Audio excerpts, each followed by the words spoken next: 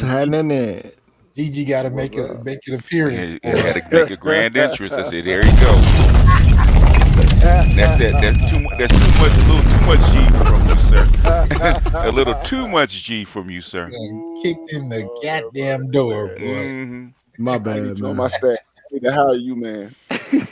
Hey, man, it's just nothing but me taking green screen effects from YouTube, man, and then using them in Final Cut Pro and creating, little skits and stuff, man, assigning them to these hotkeys on stream. On stream yes, deck. Sir. Yes, sir. It ain't. But I mean, people got tired. I guess they tired of seeing all this. I gotta catch up with you guys. I'm so behind the times. I'm still in 20th century. Man, right now they about to kick off something called the metaverse. Yeah. Oh yeah, the metaverse. It's gonna be an avatar, Yeah. But I believe that's gonna be just like this is a semblance of the metaverse. It's just it's flat. It's 2D, right? But the metaverse is gonna be a virtual reality, 3D. Just wait for the neural implants. That's all. So we in here, y'all. We in here. We're not gonna go through my regular show intros and all of that. We're gonna give a little bit of time for some folks to come in here, and we just gonna hit this up. I'm gonna let y'all know right now. I don't give a damn about spoilers. Mm-hmm. This is a conversation for folks who have either seen it or don't care about spoilers. And I'm just gonna let these brothers run with it wherever they want to take it. They may share the screen, they may want to get into some specific stuff, and it is what it is. So if you're not ready for that, you can't hear it yet, you ain't watched it, you don't want anything ruining it for you, this may not be the conversation for you. Yeah, we can give people some time to come through. We got a few people in the house. Let's see, we got Brotherly Love 215. What's up to you? We got Adam in here. We got Ian. On your left, Ian. Joe, Average Brother. I'm listening. Get Hauser 49. Donnie Mac. Hybrid Ninja. Got a few brothers in here. MLR, what's going on? And I would urge you brothers to put your Cash App links into the stream, and I'm speaking to my guests on the stage. Mm-hmm. You would drop your stuff in there so people can support, and so I just want to get those preliminaries out of the way. That's the last time I'm gonna say any of that, because we just gonna get it in.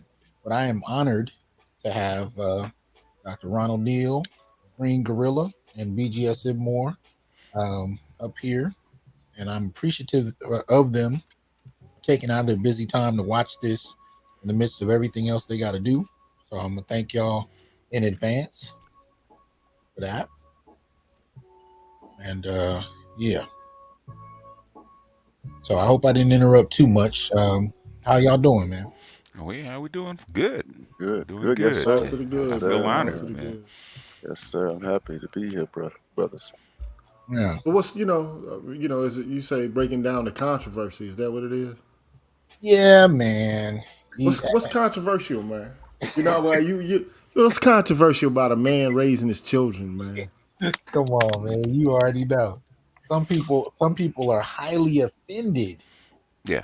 Who's offended? Give me a name, man. Who's offended? White liberals have always despised Richard Williams for the most part. If they weren't making money from him, the coaches not so much, but the white liberal press, they hated Richard Williams because he's from Sweet Pope, man. He's from my mother's hometown, and he faced racism straight up. In fact, I think he even said it a few times in the movie where it actually happened to him, because he grew up in Jim Crow, Louisiana, and he had to leave.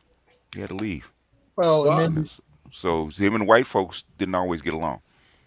And we also got quite a few feminists, be they formal or informal in their feminism, that are offended at the very idea of making a film in 2021 that highlights two powerful, successful women who owe that success to a man, even Mm-hmm. if that man be their own father. So Mm-hmm. we gonna need to delve into all of that, and I know I got the right brothers to do it because there's so much here to be covered. Um, Oh yeah. so What's there to look? Those feminists need to understand there is no Serena or no Venus without Richard.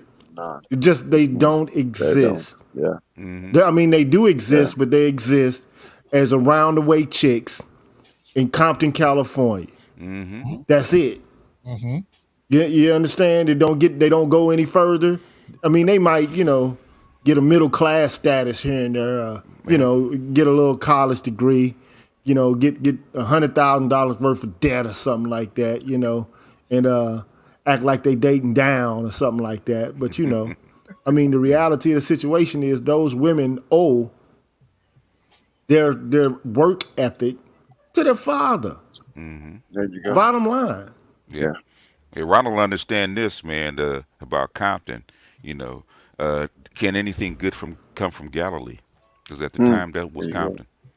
There you go. That was There you Compton, go. man. Compton, Compton was the Wild Wild West back then. So he raised them in one of the roughest environments in Southern California, Yeah.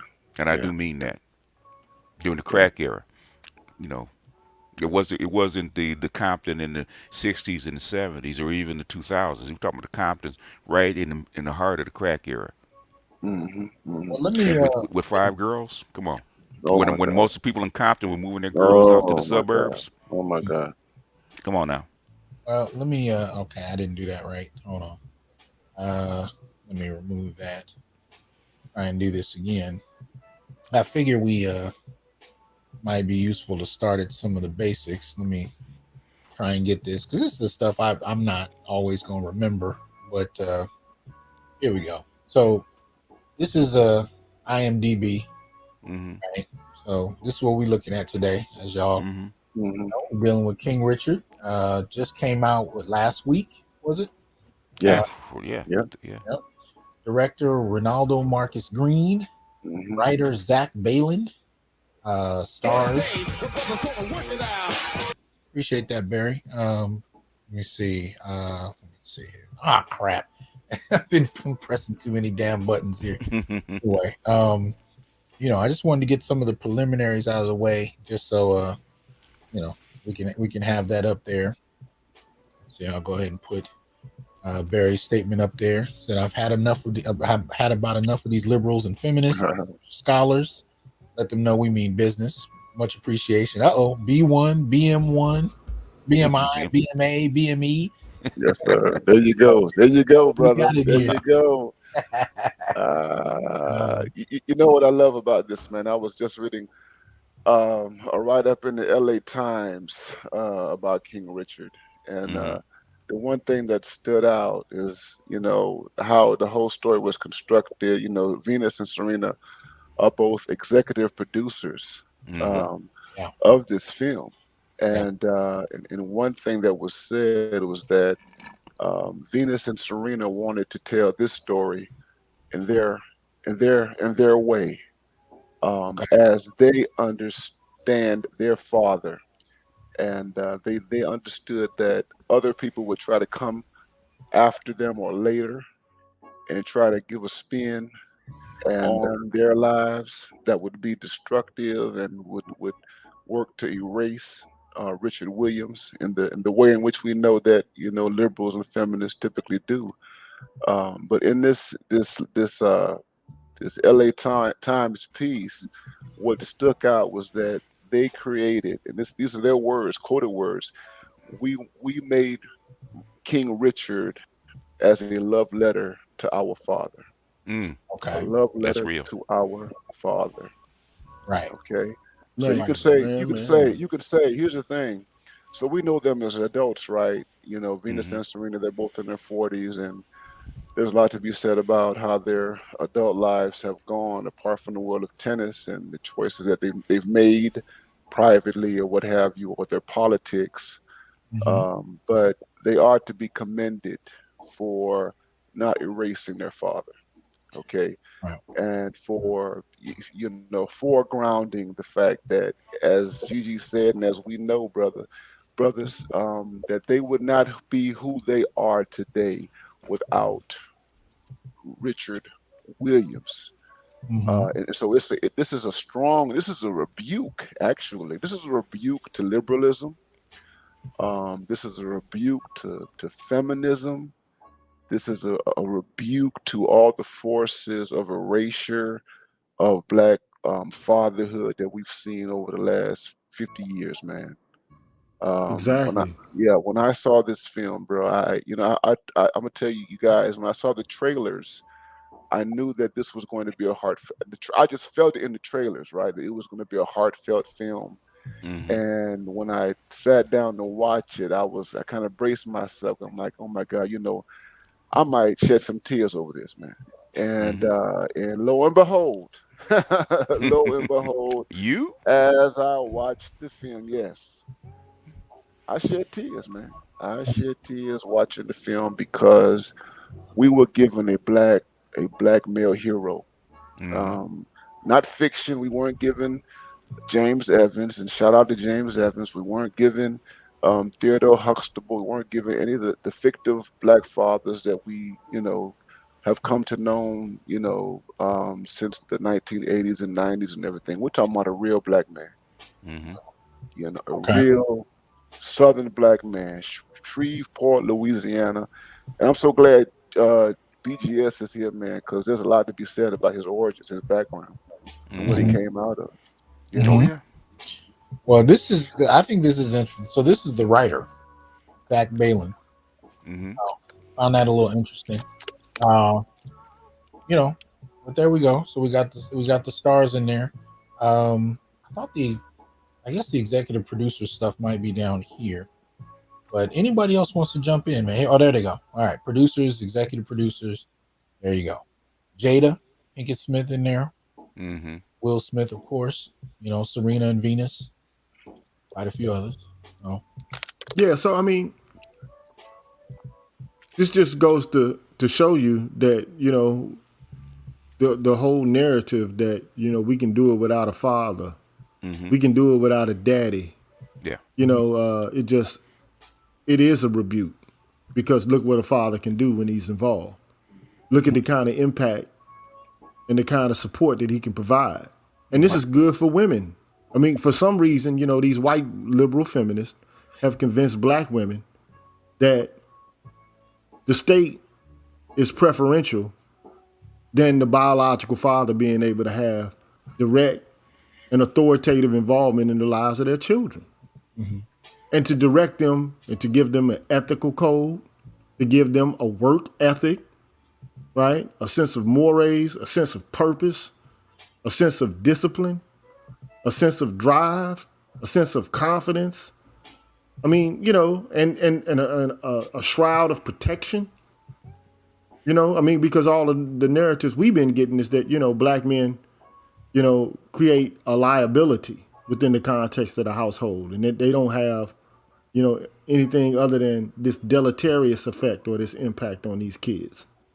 But this just flies in the face. You got a real world example of a black man being directly involved with his children and doing something wonderful with those girls, man. Mm-hmm. So who's going to take better care of your children? Uh-huh. Their daddies or the state? Mm-hmm. Mm-hmm. The daddies or a stepdaddy? I mean, For sure. I ain't knocking the stepdaddies, but I Yeah. mean, but the reality of the situation is, black men have begun to walk away from these situations because, for the most part, they've become these tyrannical, intimate relationships where the women, just basically say, I don't need you and I can do this by myself. And if you Mm-hmm. usurp my authority, my motherly authority, well, then it's, I'm going to make you hit the highway. And so the question is, look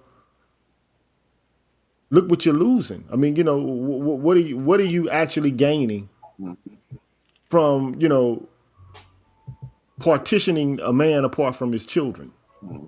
What are you actually gaining by thinking that this is the course you should take by yourself? This is what can. I mean, I'm not gonna say in every instance you're gonna get this kind of result. I mean that's fantastical, but Yeah. you know when fathers are present, whether they be boys or girls, they have a positive impact, especially if those men are healthy themselves, and even if they're not healthy, but they have some sense of some semblance of responsibility and are normal, they're going to provide a positive impact to their children, man. And this just goes to show you, you know, what is missing.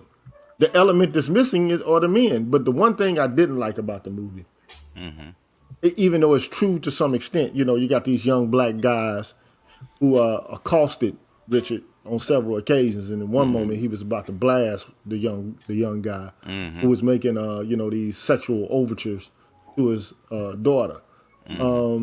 I think that they could have provided a little bit of background about at least do like in passing like conversation. The boy probably don't have a father like me around for these girls. Like I'm here for them.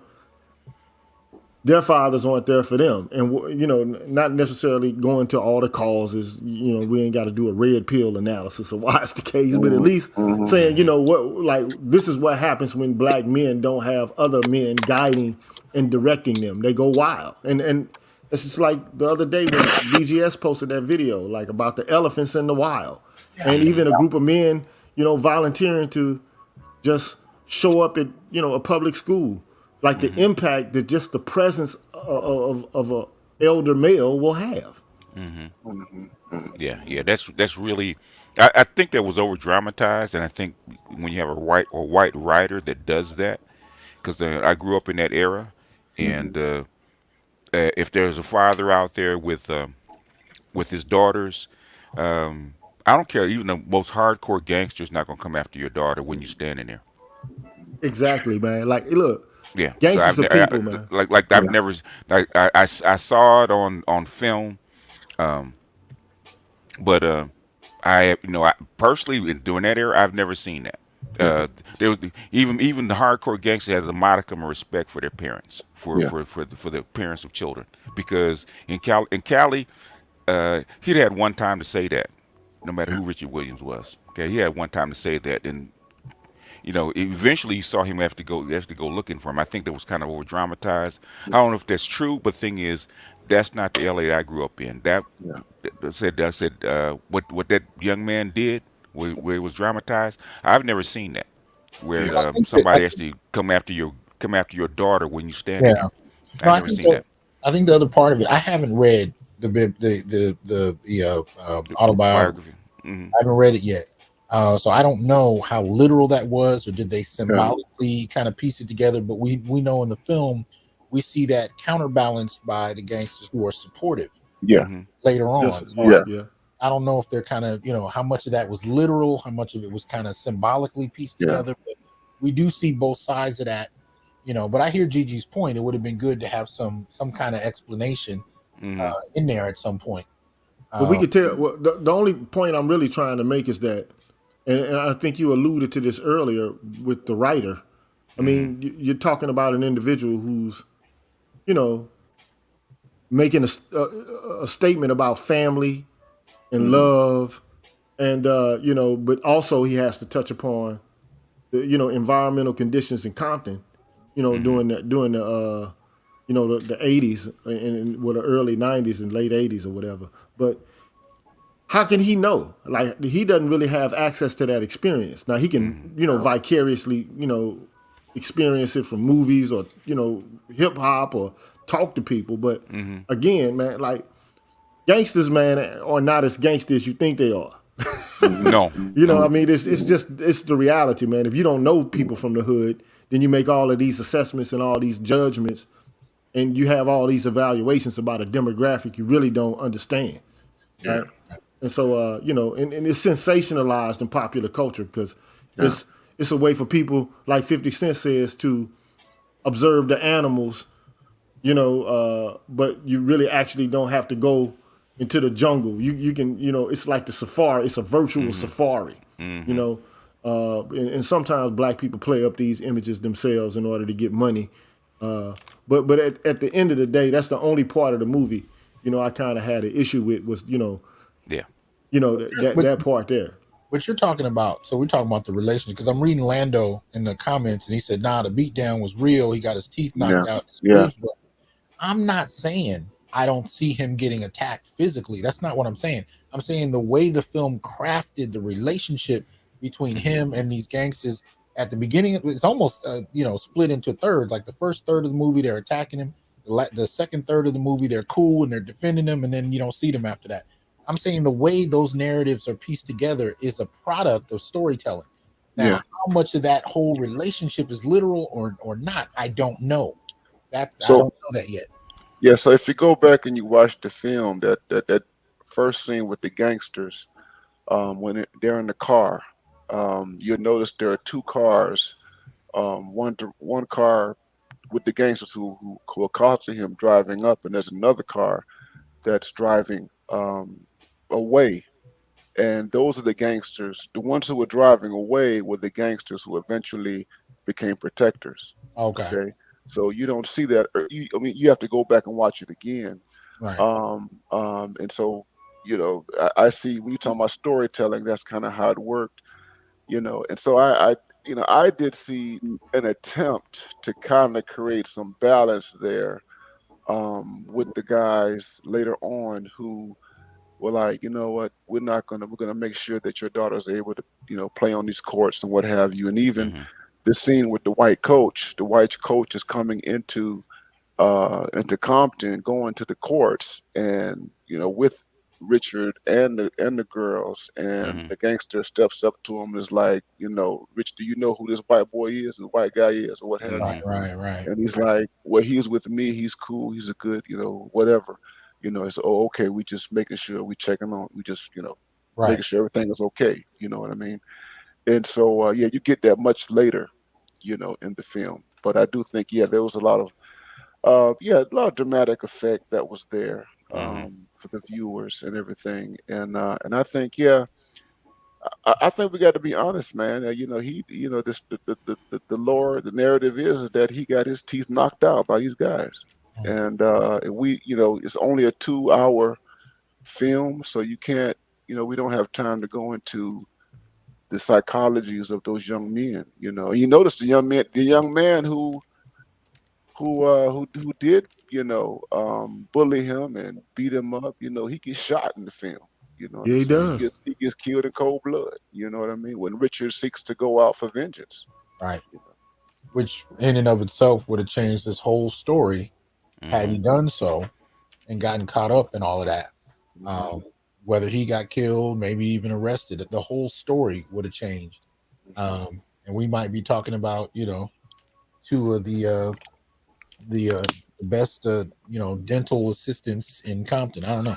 You but let me ask y'all just straight out as far as Will Smith is concerned. What did you think of his performance? Well, at first, initially, I wasn't buying it, but as the movie progressed, thought he did a rather good job of staying true to Richard Williams Okay. and Yeah, and yeah. his character, his temper, uh, his flamboyance, his stubbornness. I'm Hmm. about to say his resistance, but his stubbornness, Hmm. and he's just a black man that doesn't want to be had by the system because he knows what the Mhm. system can do, even the white girls what it can do. Mhm. And so he was, dead set on not allowing his daughters to get, taken through, that sausage processor and be chewed up and spit out, with Right. nothing to show for it all. Right. There's a little bit of reticence, like can we actually do this? Can she actually compete? But I think all along, he knew that she could and took all the proper steps to make sure that she could. I mean, Mhm. but at the end of the day, any person would be, nervous, going, having a 14-year-old child, man, go up against one of the best tennis players in the world and Right. not, you know, being able to handle the situation, not being mature enough, not being physically strong enough, not being, just capable, skillful enough. I mean, who wouldn't, have a doubt uh, Hmm. uh, about that matter? But Mhm.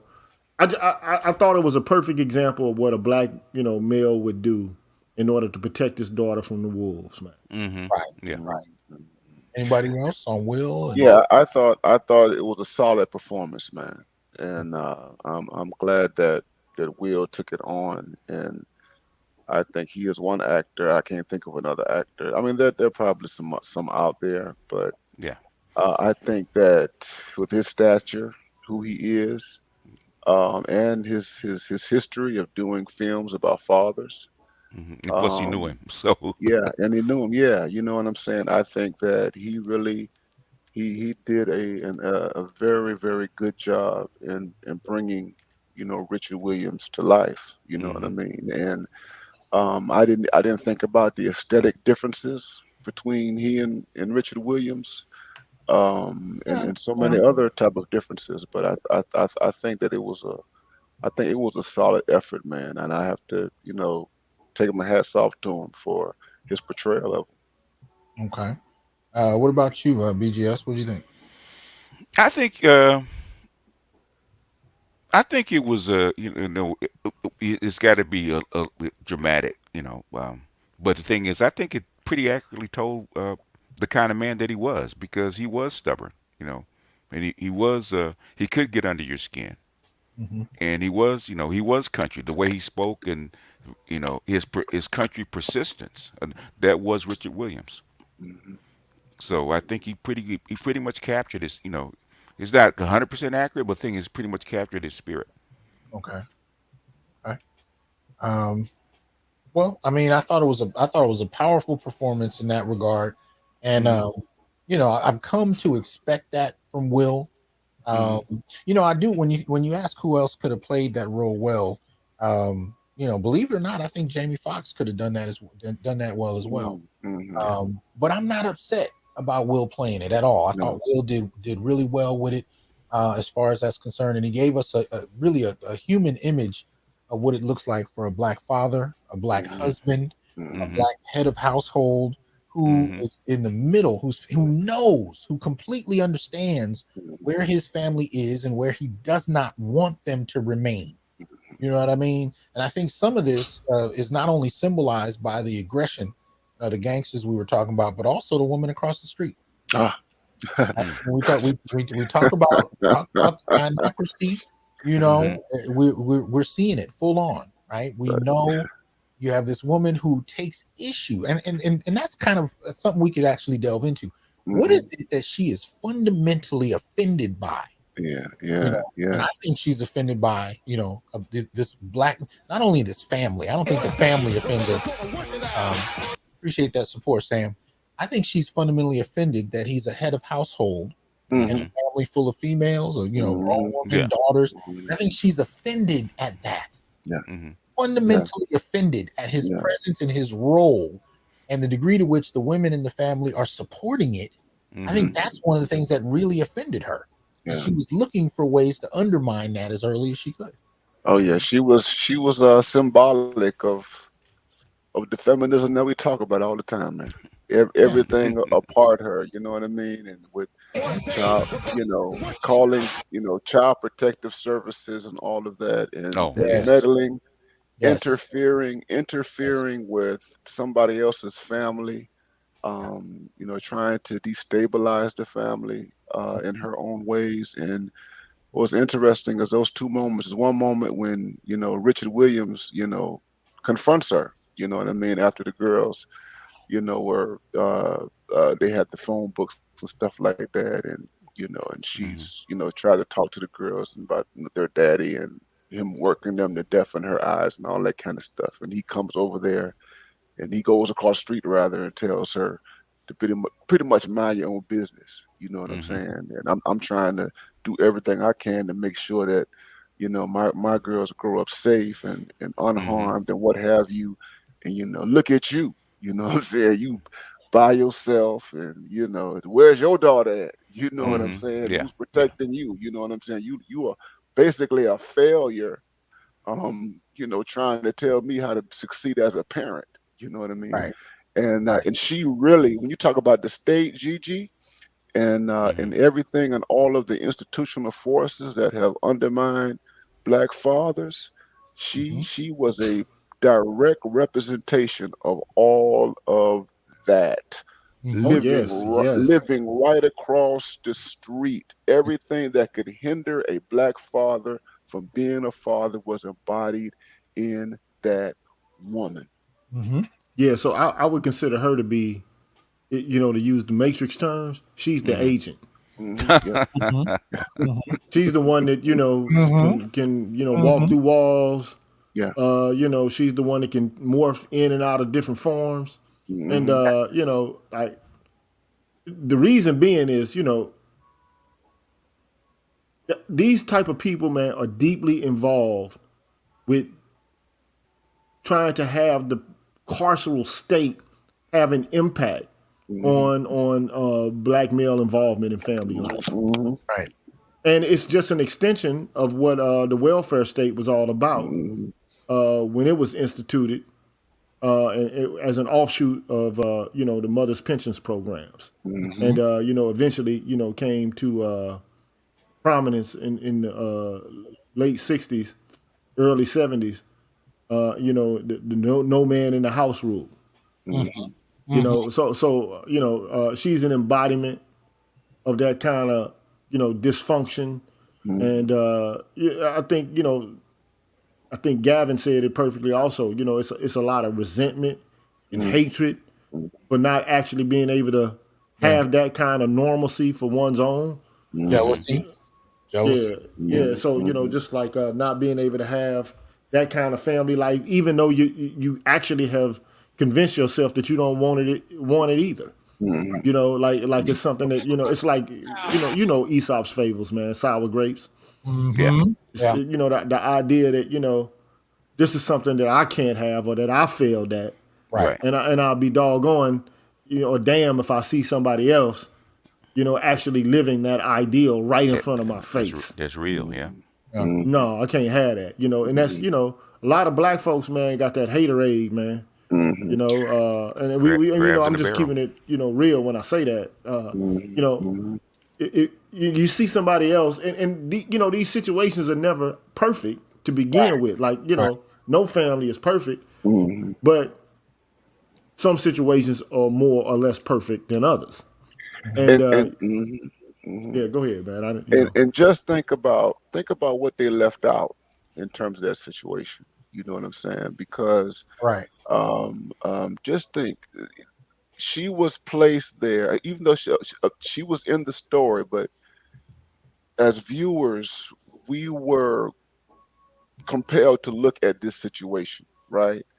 Hmm. And they put her. She was. I'm saying they put her there, but it wasn't that there's nothing innocent about this character, okay, in terms of her positioning in the story. All right, she's a real thing, a real entity, an enterprise, that symbolizes so much. You can only imagine the other things that she might have speculated about Richard Williams. You know what I'm saying? I mean, you got a man in the house, and you've got what, one, two, three, four, you got, five females. You know what I'm Hmm. saying?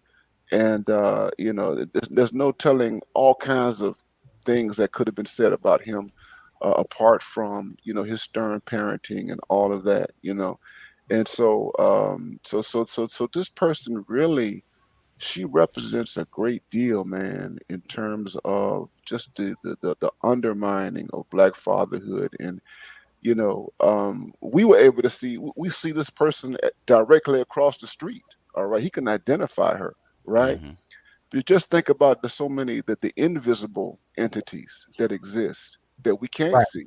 Right. You know what I'm saying? Right. That are at work, Mm-hmm. trying to undermine stuff. And just think about his wife, Oracene, and just think about, you can imagine other women, probably trying to get into her head or what have you. You know what I Sure. mean? Yeah. And and working against that whole family arrangement. You know what I mean? And it was good to see that Oracene Right. confronted her. She Right. confronted her after CPS came in there, Mm-hmm. and everything. It's like, just leave us alone, mind your own freaking business. you And know don't make me have to come back here again.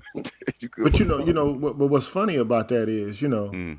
the feminist paradigm has been, the personal is political. So what they've done is they politicize intimate partner relationships. They politicize family life. Mm-hmm. Okay, and they've done so in a way that throws skepticism on strong black male involvement within the Right. context of intimate partner or family life. Absolutely. So I mean, and that was the goal. The goal was to bust it up, right?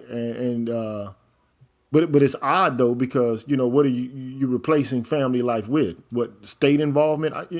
So it's kind of odd. It's almost oxymoronic. On the one part, you want all this freedom. And most of these women are liberals, and I would consider them to be, variants of neo-Marxists, which I don't have a problem with per se. But I mean, here are a group of people advocating for negative liberty. Right. The capacity to not be restricted in movement and flow, but then they're teaming up with the state Yeah. in order to accomplish that goal. I've never understood that. I don't get it. I think in the end, it's self-defeating. But Well, I she think. Oh, go ahead. no, I'm just saying that woman right there was the embodiment of intersectional feminism, bro. I'm Yeah. just gonna keep it 100, man. Yeah, she was. She is the embodiment of was. intersectional feminism, man. Always. She is the personification of the whole idea of I don't need no man. I'm gonna get the state involved. I don't trust him. He too hard on them kids. And in the end, Right. I mean, she had to be embarrassed because I mean, look, this man turned his children into superstars. What did you do to yours? What did you do with yours? Yeah. At the end of the day, all the skepticism you had was just basically predicated upon a whole bunch of nonsensical foolishness, which unfortunately, a lot of black women are on this type of time. Yeah. But a lot of white women are on this type of time Oh too. yeah. Yeah. You know, so it ain't just black women. It's but a lot of these women are spiteful, and they feel like the state can serve as a proxy for an actual man being present and involved in the lives of children. It just is what it is. Yeah, that's why he asked you what corner is she on? Because I know I know what he meant when he said it. Okay, I know exactly what he meant when he said it. So, okay, you went there. That's like if she went in the house. I think in that respect, I think one of the things that gets people is when you're looking at Richard King, Richard Williams in certain respect, you're talking about a real world Furious Styles from Boys in the Hood. Yes. Yes, sir. On steroids. Yeah. But you see, as much as you could dismiss that as fiction, you can't dismiss Williams. No, you can't. You can't dismiss the effect his fathering had on the world. So I think that's one of the things that you saw happen with Boys in the Hood. You can see this dismissal. Well, that's just strong black father. That's just fictitious. When you get to Will Smith, this portrayal of Richard Williams, you're dealing with a real world Furious Styles that has roots in the very neighborhood that Boys in the Hood was supposed to depict. But you can't dismiss it now. And I think what you got out of that was a whole lot of frustration. And if you hadn't had a chance to see it, I wanted folks to see you guys react to some of the stuff that's come out about this. And there's we still got things to cover in the film. I'm not gonna sidestep that. But boy, this is my last, because this is I love this conversation, this part of the conversation. But I've dated a woman with children, boys, right? She had 2 boys. So I'm dating this chick, man, and we got serious, man. And man, she thought I was too hard on her children, too hard on her sons. Just by doing basic disciplinary, just basic disciplinary actions against her kids. You know what I'm saying? Like if but that's control, Gigi. Exactly. So you could see how this woman, from her angle, him being involved was oppression. It was control. Having those kids go out and play in the rain, which they wouldn't have to do in a real game, but I mean it's character building. Like nobody would have questioned that if it would have been boys, but they made you can't be hard on the girls. You have to I guess wrap them in air bubbles, or whatever they call that stuff, man. So they don't get damaged. Put them on their elbows, their knees. You got to coddle these girls and not, give them resiliency and strength in their own way. Because they had to have it in order to get where they got. Right. Yeah, they did. But but it's in during that time, especially during that time, you got to remember Richard Williams actually revolutionized women's tennis. So all the stuff he did was counter to everything that was talked about, that was known about female tennis. Okay, so them coming out, them training in the area that they trained in, right? It's unheard of, right? Uh, Basically, the tennis courts for old people. If you could get on them, Right. okay, and basically to make athletes out of girls if they weren't playing basketball or something like that, right? So, in the way he was training them, that was actually unheard of. So he went counterculture not only to white America but also to the area that he was in. So he was, she wasn't the only one. Well, I think she stood in for what a lot of people felt. But what it signals to me is black male familial involvement and presence Yeah. has a positive, not a deleterious impact on women's empowerment, women's progression. Okay? Bottom line. So, but in this culture we live in, it's like, okay, the black man is an impediment. The black man is insufficient. The black man is somebody, if I approach or deal with, or form an agreement or a contract or a bond with, he's dating down. I'm moving down the ladder instead of climbing up the ladder. Right. But hey, this is the kind of twisted logic, that's paramount not only in our culture, but it's been made. It's crystallized. Because of these, I would consider them just to be some misandrous, dysfunctional white women. I mean, for lack of better terms, it is what it is. Their dysfunction has been crystallized into our own culture. And then what you have to do, and that's why it's interesting as you watch the commentary come in on this film. You have to really watch the liberals and the feminists and their negative reactions to it, because what has happened, man, and is there white people who react negatively? Are the white people who have projected their pathology to black people? Okay. Uh-oh. You borg just for it like the you borging. Borged out. Okay. Can you hear me? You're still borging. More than can't hear you. Can you hear me? Yes, That's a little better. Is this better? Yeah. Okay. Yeah. So, what I was saying is that the white liberals and feminists who are acting or responding negatively to this film, are people who have for the last 50 years have projected white pathologies onto black people. Okay, so you got a lot of white people, white women, you got the gay people. They have real terrible family situations, you know what I mean, with fathers and all that kind of stuff. And they have projected that stuff. They projected that stuff on black people. So when you get a white woman on Twitter complaining about the story being about Richard Williams and not Serena and Venus, I mean, what you get is a projection of this white pathology. You know what I mean? And that white pathology has been the basis of their interference into our lives.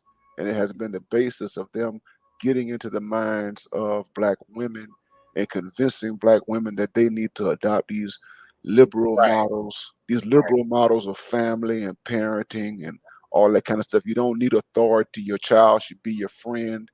Let your child experiment and all this kind of stuff. Just kind of fake progressivism. But some of this reaction is so disingenuous. Who was confused about who the damn movie was about? I mean, it was called Richard.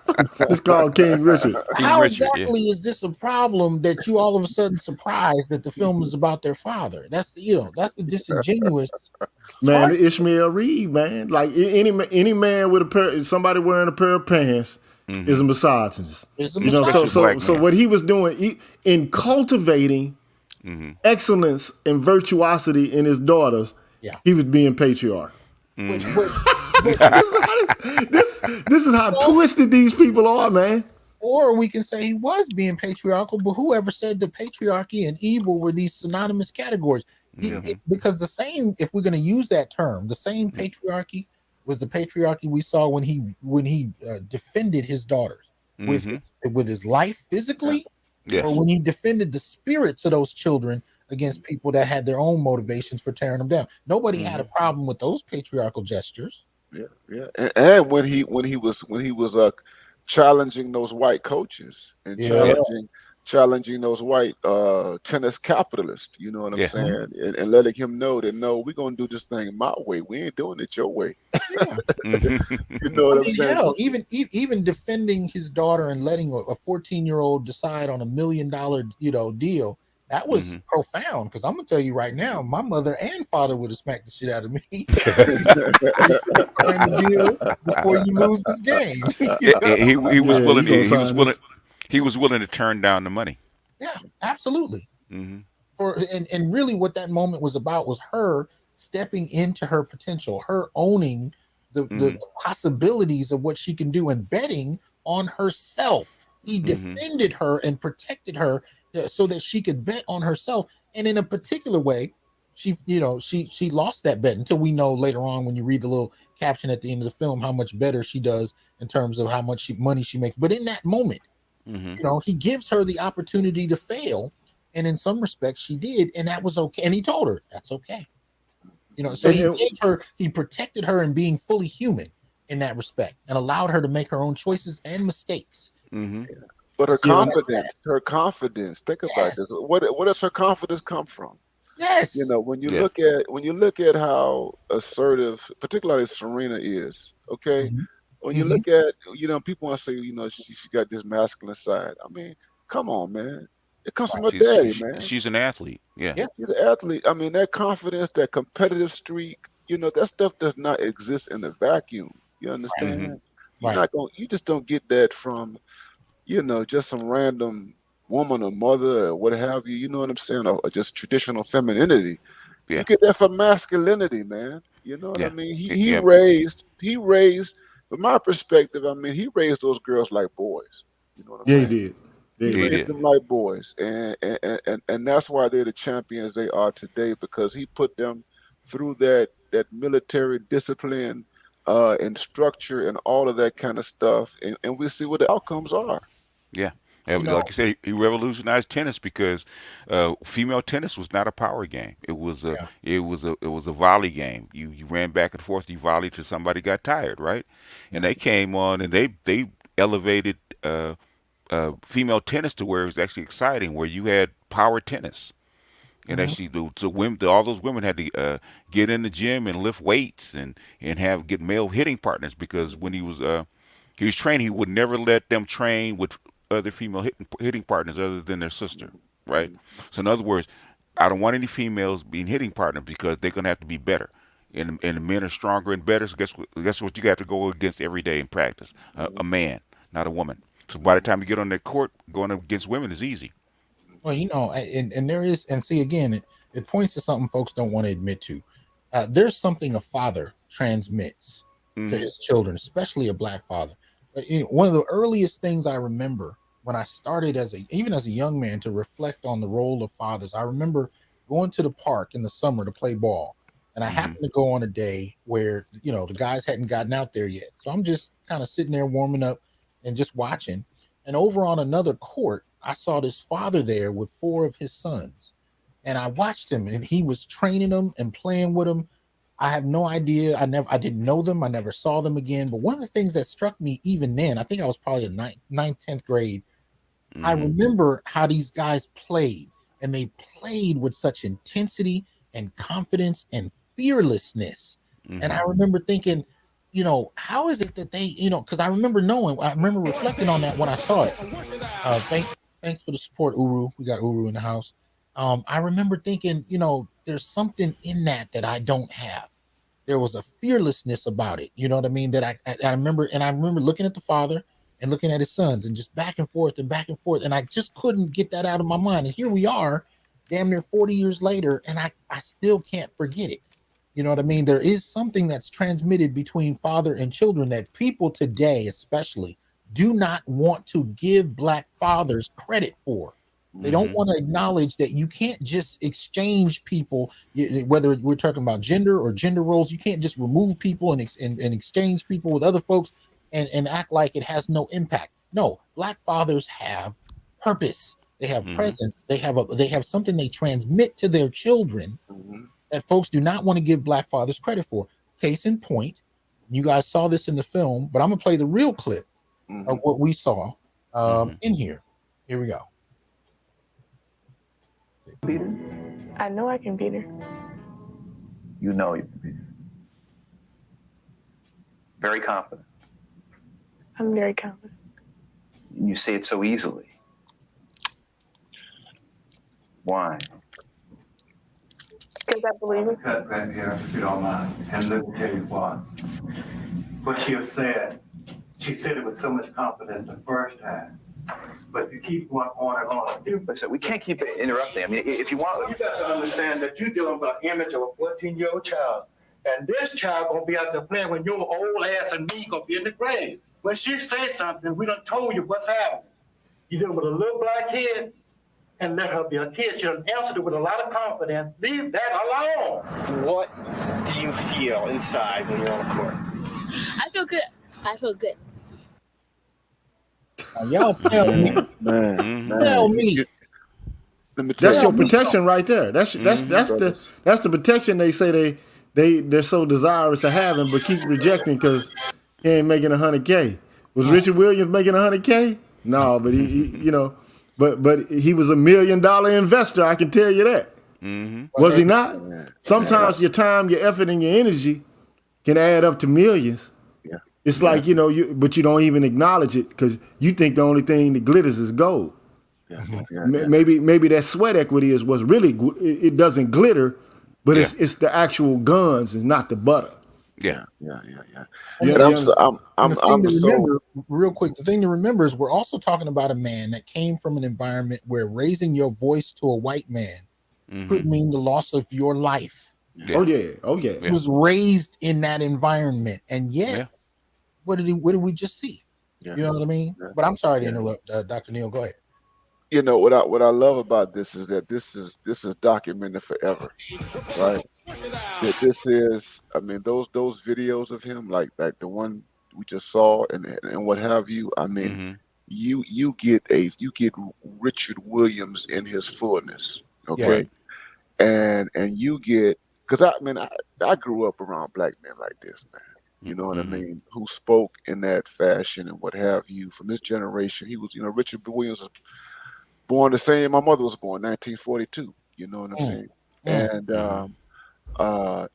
and so yeah, what you get right there is everything that they say, as Gigi says, that the women rather say they want, but they Mhm. really don't want it. You know what I mean? I mean, it's resisted and what have you. And then the thing about it, he was a fearless man. I mean, so when you think about the way he's talking, this is ABC News. This is before social media. This is before the internet is takes off and what have you. Mhm. And he is in this. This is a white world, man. You're talking about billions of dollars. Right. Okay, and he has no background for this.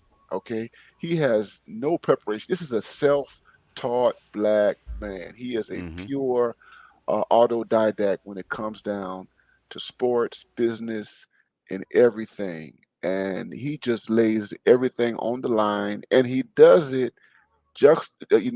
simultaneously with this deep concern about the development Yeah. of his children. That if he has to pull his children out of tennis, all right, to Yeah. save them Mm-hmm. from the piranhas and the sharks of white capitalism, he's willing to do that. You Yeah. know what I mean? Yeah. And risk losing millions Yeah. for the sake of maintaining his daughter's souls. Yeah. Yeah. He turned down contracts because he didn't want to put his daughters in junior tennis. Yeah. Absolutely. He wanted them to have an education. Now, I was gonna pull up a couple articles, and I am. But before we do that, I wanna get to you guys' thoughts on some of the moments in the film that some of these feminists in particular, celebrated.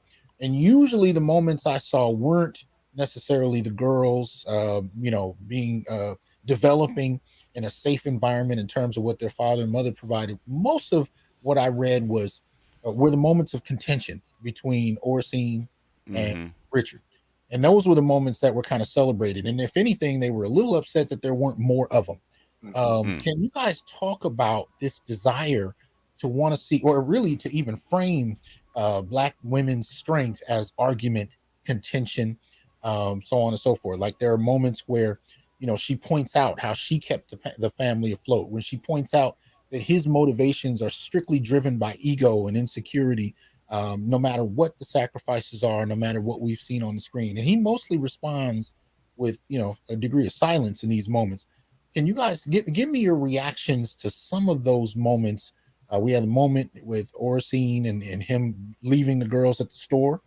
Right. They Oh were, yeah, yeah. That I've you seen. need the I can believe that happened because yeah, Mhm. like I say, my folks are from Shreveport, right, and that would happen. So I believe that, and that interaction was very genuine. Okay. Mhm. Don't ask me how I know. That is very genuine. Mhm. Dr. Neal Yeah, can tell you. yeah, Okay, it is. that was real. That Okay. was real, man. Mhm. That was real. And That when was they're saying you don't you ain't gonna leave my babies like Yeah. this, okay, no. that was Oh, real, Yeah, okay. and you have a couple. You have that, yeah. and you have the kitchen scene. But what do you guys think about those moments? The thing is that happens between Yeah. couples, okay, Yep. Mhm. because because we got to remember at the very beginning he said he made $52,000 a year, which is very good money in Compton at that time.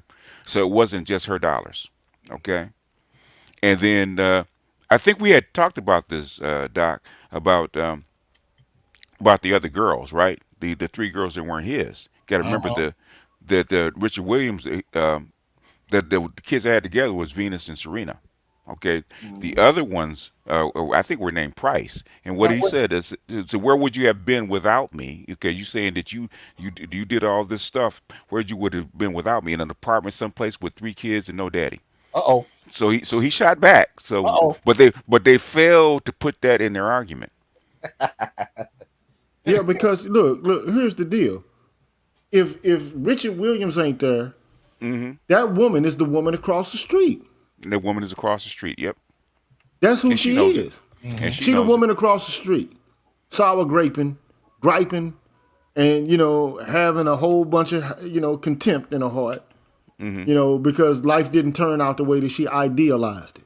But Hmm. the reality of the situation is that man was not only good for his own kids, he was good for her kids as well. And he was protecting, he Hmm. suffered physical injury protecting her child. Hmm. You It was. understand what I'm saying? Mhm. And look, I don't, they didn't go on into every detail about what kind of, points of contention they may have had in their relationships, right? I mean, their relationship. But name for me one individual, man, that you have interaction with for a prolonged period of time that you're not going to have points of contention with.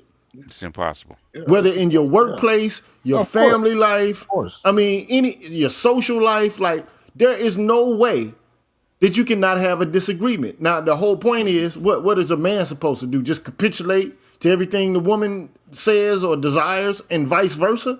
You're Hmm. gonna have points of contention in any relationship, period. And so, the idea that well, your strength is just being more and more and more and more contentious and more defiant. Like if she got in the way of Richard doing what he was supposed to be doing what he was doing for them kids, Yeah. just on the grounds that that's controlling Richard. Hmm. I don't. That's too much, Richard. You're taking them to too much. They Hmm. can't handle this, Richard. They need to go out and play and be regular and normal. Those are the kind of things you'll hear women say nowadays. But they want the output though. They want a Venus and a Serena, but they don't want what's necessary and actually to make that become a Hmm. reality. And look, I'm just tired of dealing with this twisted logic from these women, man. I'm just like, I'm serious, man. You but know, but I'm but I'm I'm just tired of it, bro. but they also failed to mention by at the very end of that particular scene. Guess what she said? I'm with you because I believe in you. There you go. Mhm. That everybody sees you as you know as a nigga, okay, Hmm. as a uneducated nigga. But guess who doesn't? I don't, because I believe in you. That's why I'm with you. And that was a The- very powerful thing right there. And then they embraced each other after that. yeah. You know, and that was almost like a tearjerker because it's precisely what black men are not receiving Hmm. today in the relationships that they have, where a woman actually says to a man, "I believe in you," not "I don't need you," not "What can you do for me," not "What's your status, what's your market value, or what's your bank account worth," right? It's about I believe in your vision. I believe in your character. I believe in your drive. I believe in your essence, your soul. I don't, like, but a lot of these women, like, just listen to what they say on YouTube, man. We dusties, Mm-hmm. we need to create Blackistan, and we not getting down with y'all unless y'all do X, Y, and Z, and I'm not Mm-hmm. settling for less, and so on and Mm-hmm. so forth. It's like, look, how can we invest in you if you have no emotional or no like honorific investment in us? Mm-hmm. It just Oh, doesn't make any sense. And people can vibe off that. Like people pick up off vibes. You Yeah. understand what I'm saying? So Yeah. yo, I hate to. I'm not the one to distract the conversation, but Go ahead. Afro Nerd kind of mentioned that one of Malcolm's daughters was found dead Oh, today. Malika. Oh wow. Oh, I Shabazz. had not Wow. seen that, Oh wow. and Afro Nerd is a pretty good source. Otherwise, I wouldn't have put it on the screen. But Yeah, there was uh, one that was troubled. I can't remember which one that was actually troubled. So I'm wondering if that's the one. I had not, uh, I had not seen that. So, um, yeah. Oh shit. They said, see, this is NBC. Daughter of civil rights activist Malcolm X found dead inside her Brooklyn home Monday evening, according to two senior police officials. Mm. Mm. My goodness. Oh, sorry to hear that. Uh, Sorry to hear that. some peace to her. Yeah, Yeah. indeed. Until we find out more Yeah. information, that's Well, all till I we can. find Yeah. out more. Yeah. Yeah. Um, Sad to But hear. I'll say this, man. Aura scene. I think we've all seen Aura scene, right? Mm-hmm. She's not unfamiliar to us, man. You know what I mean? And as I was saying, man, growing up, I've seen people like Richard Williams. I've seen women like Oracene in these situations, where he's the stepfather and he has biological children with her, Mm-hmm. and it was a ordinary Mm-hmm. interaction between them. There's nothing, I don't see, superbly feminist about what went on between them. I don't see how this is some type of point where the gynocracy can just celebrate anything special. You know what I mean? You have just two human beings who who are able to coexist with one another. If well, you, anything, it shows even though he was a stern man, he wasn't no tyrant. You know what I'm No. saying? I He think I did. think you can speak to this best though, because Oracene at a particular point basically refers to submission. She refers to Yeah, higher call. Christianity, the church. She refers Yeah. to how she was raised, and they don't implicitly, come out and talk about the church per se, but Mm-hmm. that's where she's pulling this from. And I think the point was when she said, because of how I was raised, I defer to you in a Yeah, certain way. She Mm-hmm. qualifies it, and but she couples it with the fact that there's a higher there's power a higher power. that Mm-hmm. I am also acknowledging, Yeah. and if I'm not mistaken, they were Jehovah Witness, you know what Yeah, I they mean? were. Okay, see, And they so, didn't go there. I yeah, didn't so you finish. have the Jehovah Witness factor that's there, you know what I Mm-hmm. mean? But what I was Which going to goes a ask long you way. though, but what I was going to ask you though is, has that changed in 2021? Do we still see that? Do we not see that? You coming out of religion, can you tell us Mhm. about where that moment fits now, or does it? It Yeah, still does. yeah. If in that particular Well, order, yeah, it still does. Mhm. go Yeah, ahead. I think, well, we don't see it in the popular culture, I tell you that No, much. no, You it's know not a what I'm popular saying? culture. That's why I say it exists among ordinary, regular black folk. You find it Mm-hmm. among working class. You can find even some among some middle class black folk. You know what I mean? It is there. You have women. I mean, 'cause I think I know people who are married, who've been married for a Mm-hmm. long time. I just had a conversation with a man who's been married. He's 1 year older than me. You know what I mean? Almost, 27 years. He has two daughters, man. And we was having these conversations. He's been with his Mm-hmm. wife since his early 20s. You know Mm-hmm. what I mean? And she sees he is the head of his household. Mm-hmm. You know what I mean? And so it exists. It's not celebrated. It's not lifted up. And unfortunately, we just don't. The scholars and everyone else, the journalists, don't pay any attention. And yeah, and to be honest with you, the gynocracy, man, they're very resistant towards these type of women because the women are influenced. They are influenced by their faith and what they believe, whether it's coming out of some version of Protestant Christianity, or if it's coming out of the Jehovah Witnesses, or a Seventh-day Adventist, or any Pentecostal holiness, Mm. any type of tradition, where there are certain understandings about the roles of men, women, fathers, mothers, and divine authority. That's the big thing. Divine authority. There's something that Mm-hmm. is much bigger than you, that you have to acknowledge. You know what I mean? And so they only reference those parts of their lives together in a kind of scant way, but Mm-hmm. you can't remove that factor from their relationship. Yeah, Wow. or discount it. Yeah. Yeah. There was a code that the whole family actually abided by, And I would code even and say order. this, even Tyler Perry, even in his some of his films, he's tried. He's with the Browns and stuff like that. He's kind of shown some of that, with the working class black people that he's depicted, the married couples and stuff like that. Of course, they're exaggerated figures, right? Mm. But these are people who have a kind of common faith. They believe in something, and what they believe in holds them together, and they have to work together and everything. But I think, and as I said earlier, man, in their interactions, Richard Williams is not your proverbial, dictator. You know what I mean? A despot where his will just completely overcomes everything. She says, we are a team. We've done this together. This is the part that I have played, and what have you, and this is the role that you're playing, and everything. And I'm the silent one. So from what I understand, reading about her, she's or seen as a little, she's quiet, she's a bit introverted, she's not a person that likes the limelight and what have Yeah. you. And she was Yeah. secure. She was secure in her position, as the silent one, as the silent partner, if you would. You know what I mean? Uh-huh. And yeah. Okay. They did have a scene where, Richard was sitting with the white boy. I forget what his name was. Rick. Yeah. And Rick had made an offer to him about, I don't know, signing with some agency or maybe receiving some sort of monetary package. And Mm-hmm.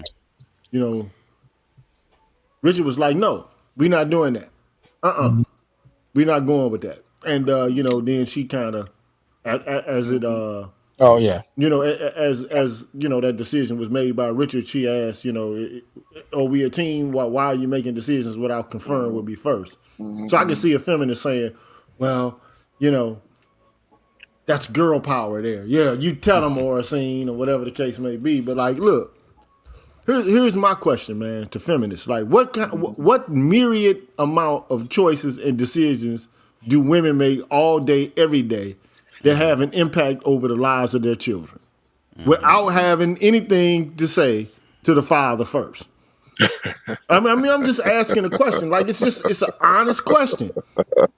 Like, do women, like, before she makes any move towards doing something that's in the interest of her children, Does she always go and say, "Hey, hubby, is this okay for me to do with my child?"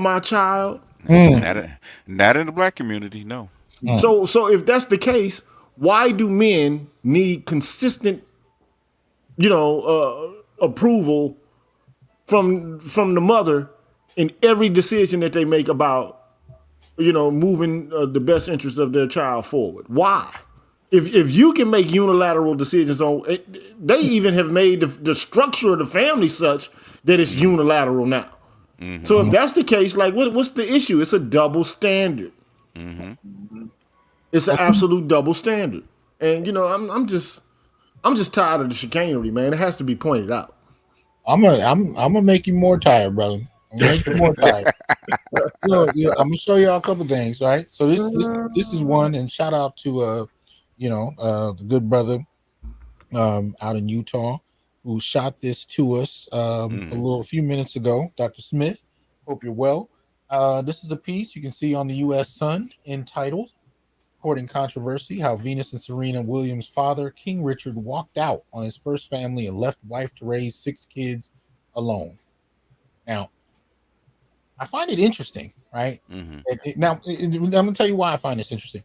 Because some of you know, when I started my blog initially, it was around a class I had, Black Male Studies class, and I had my students, their end of the last assignment they had in the year was to go out and interview a black man over 40 about his life. Take a picture of him, and I would post it on the blog, picture intact, and the interview and what they wrote up. I can't tell you how many letters I got from ex-wives and ex-girlfriends about he doesn't need to be there. He's not this, he's not that. He didn't do this, he didn't do that, around their frustrations, just seeing certain black men being honored in some capacity, right? This is what that reminds me of, right? So this is just the first one, written by Lauren Froome and Emma Perry, right? And we can go through them if y'all choose, but I just want to show you a couple. So then we got another one, right? This one we can find on Huffington Post, King Richard and the Delicate Dance of Exalting a Flawed Black Man by Candace Frederick, right? These are the think pieces that came out. So TMZ Sports, right? Movie about dad criticizes race as sexist, despite them being executive producers, right? Wow. Okay. This is the blowback that I'm talking about. Right, Serena Williams' father is incapacitated after suffering 2 strokes and is being cared for by a mystery son with lengthy rap sheet. And that may be the same son that Orson. Yeah, he's only has one son. Yeah, mentioned in the film, as if Richard just ignores him. No context, no framework for what happened. Why? So all of a sudden he's a perfect father to these 2 daughters, but he's a monster. Before and after, you know what I mean, in some kind of strange way. But these are the kinds of pieces that are coming out in response to a film where these 2 women honor their father. Because they can't honor it. They hate it. They seeing a black man elevated and given honorific status as a daddy, and they can't stand it. That's all it is. And then, look, first of all, related to the first piece about him walking out on his first family, like, if the relationship ain't working, what he's supposed to do? Stay on the couch, sleep on the couch, or sleep in the garage, or move on with his life and find another means by which to gain some sort of sense of normalcy and to encounter and embrace love again. What he's supposed to do? Be stuck with them over there doing whatever whatever myriad acts she's got him performing, jumping through hoops, and he still can't even gain access to the the goodies or whatever. What is he supposed to do? You know what I'm saying? Like, I mean, what do they expect men to do? Like, a woman can walk away from a situation with her children, right? And go on and form a new bond and a new relationship. But if a man does it, it's worse than anything in the world, because he's supposed to be tethered to those children. But not really, though. See, what they want is a tether, but only a financial tangential tether. They want that ConcuSurf tether. But like a man like Richard wasn't going for it, and most men are not going to go for that. Where okay, I'm gonna stay stuck on stupid and be in a catatonic state of shock while you offering me resistance and not giving me access. That's what submission actually is. if you're gonna, be connected. Or if you're not gonna be connected, if you're not gonna actually get down with the program, then it's time for me to bounce. It just makes perfect sense. So you want these men to be tethered to these women who are offering resistance and act, making life a living hell for you, every minute, second, and hour, or I'm gonna step out and do what I gotta do. It just is what it is. And then, they made it seem like, Richard was, cheating on his wife and having ping pong kids. I don't know if that's the case or not. Right. I don't know. Right. He only has a total of, I think I just looked. He only has a total of 4 kids, and one of the youngest is 9 that he had with his, I think his last girlfriend or wife, at an advanced age. So at the time, his son was the only other biological child of his. Wow. Okay, well, what's his age? He's 78 now. Okay. No, not Richard, but the son. Oh, let me see. I don't know. Let me see this. But I mean, but here's the deal. 48. Yeah. Okay, so he older than Serena and Venus. Venus, yeah. Mm-hmm. So in other words, he didn't have a kid before he met his wife. Yeah. But she had kids before she met Richard. So Yes. what's the complaint, man? Mm-hmm. Like, I just don't understand these people, man. Like, they want to be able to walk away and get divorces, right? But they don't want a man to be able to walk away and get a divorce. Yeah. And if he is divorced, he got to pay. But all 6 of those kids weren't his. They failed to mention that.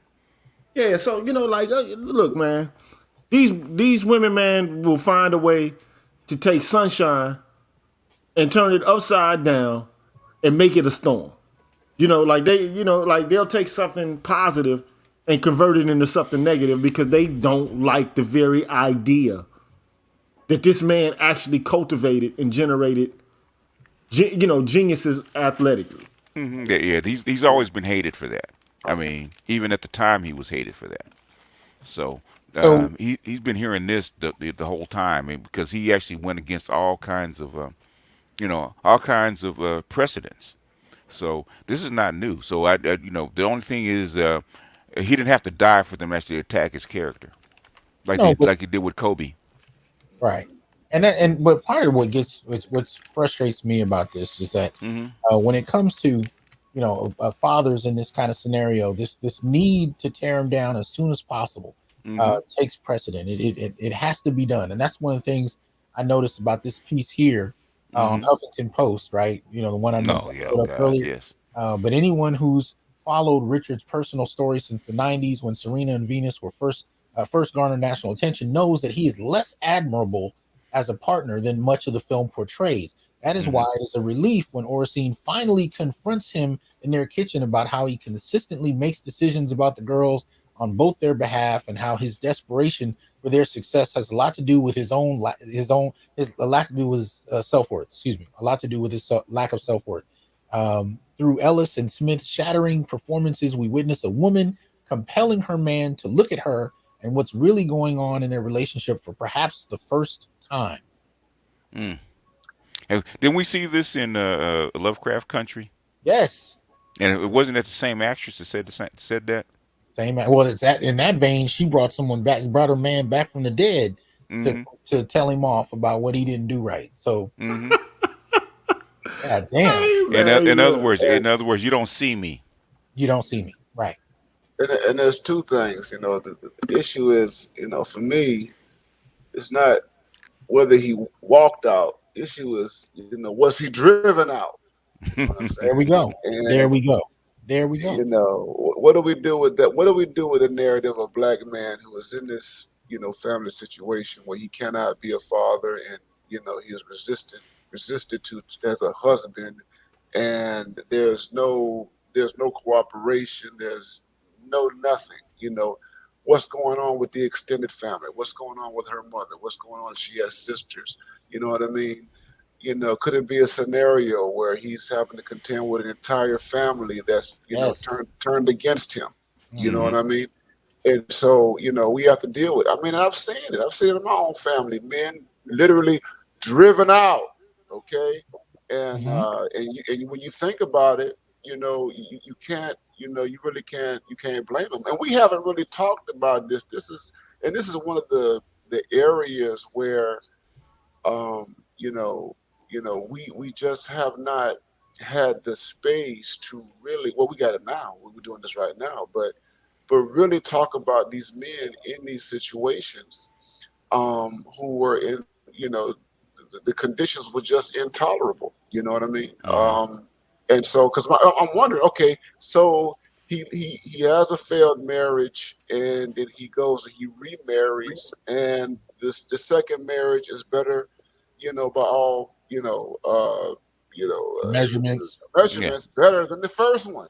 Mhm. Okay, so apparently, there was something in that first marriage that was missing, that was lacking. You know what I mean? On, He on, tried on, again. on both sides. On both Yeah, sides. yeah. And that's one of the things that I'm gonna talk about Wednesday. And all of you guys are welcome. Any of you who want to, you're welcome to come back. Wednesday, we're gonna talk about this notion of a good black man, what that entails, and what's assumed in it. Because part and parcel to what you just brought up, Dr. Neal, is this idea or this expectation that a good black man, a good black father, is going to stay no matter what you do. And if he's driven out, if he has these offices, these institutions that are put upon him at her behest as proxy, as a proxy power, he's supposed to endure it, and he's supposed to stay. And there's never a walkaway point. But we know that human beings have limitations, and black men, who are going through this would, in some instances, would rather start over. Yeah. And wait. But let me ask you this question. And just hold on, and wait for the children to grow up and be able to sit down with them as an adult, because there's so many barriers in between. But nobody wants to talk about this walk away point as actually a survival mechanism for some men. They want to talk about it as a failure in black fatherhood. But go ahead, BGS. Yeah, I was going to say, watching this film, at any point, did Oracene look like a pushover to you? At any point? Oh, she looked like an introvert to me. She's an introvert, but the thing is, does she look like anybody that wasn't capable of speaking up for herself? No. At any point. And Not she to did. me. Like when she went over to the neighbor's house, and told her off, and came back, and Richard opened the gate for her. So why are they trying to portray her as this weeping willow that never stood up to Richard Williams? Like she stood up to him in the car when he was going to leave those kids, right? Yeah.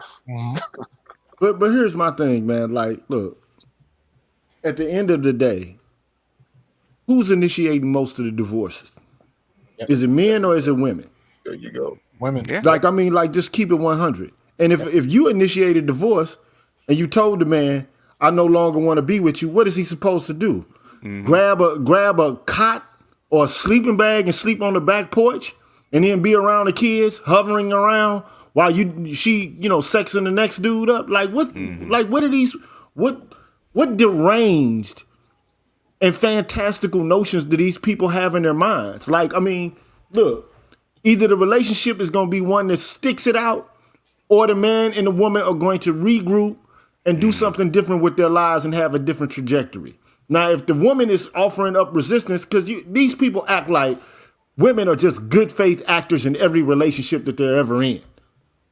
Like, it's all like the woman has done everything, exhausted all possibilities, has behaved and comported herself perfectly, and the man just, because he's less than a man if he's not able to make the relationship work, it's some failure on his behalf. Yeah. I'm just sick of this, man. It's ridiculous. I'm just tired of it, man. Like, I mean, these women are, look, they can't see us as human beings who have drives, instincts, and pursuits of happiness just like they do.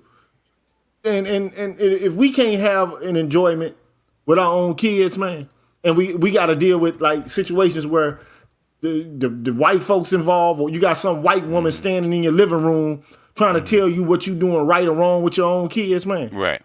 Who wants to stay around that? What good man or a strong man wants to be involved in a situation where you got some black woman arbitrating the dispute between the father of her children with some white woman, and then you got some other people with guns standing behind the white woman. Right. Who wants to deal with that, man? But that's what you bring into the table with us, but you want us to swallow that as if that's somehow being a good man.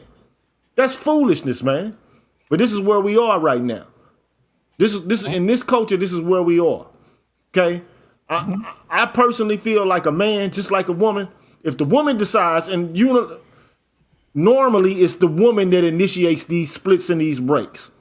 If she splits, it's like I thought UGK said this a long time ago, man. You's a pimp, she's a pro. Cut the chain, let her go. Let her go about her business, man. Let her be on her way doing whatever she does. Okay, so now the world is mine again. It's like Return of the Mac. It's time for me to get out here. Not necessarily, but I'm back on my grind the way I was before I was with this person. You understand? But there's a lot of obstacles, a lot of pits and traps that are set up for men, man, after they, undergo cleavages with these women, especially if children are involved.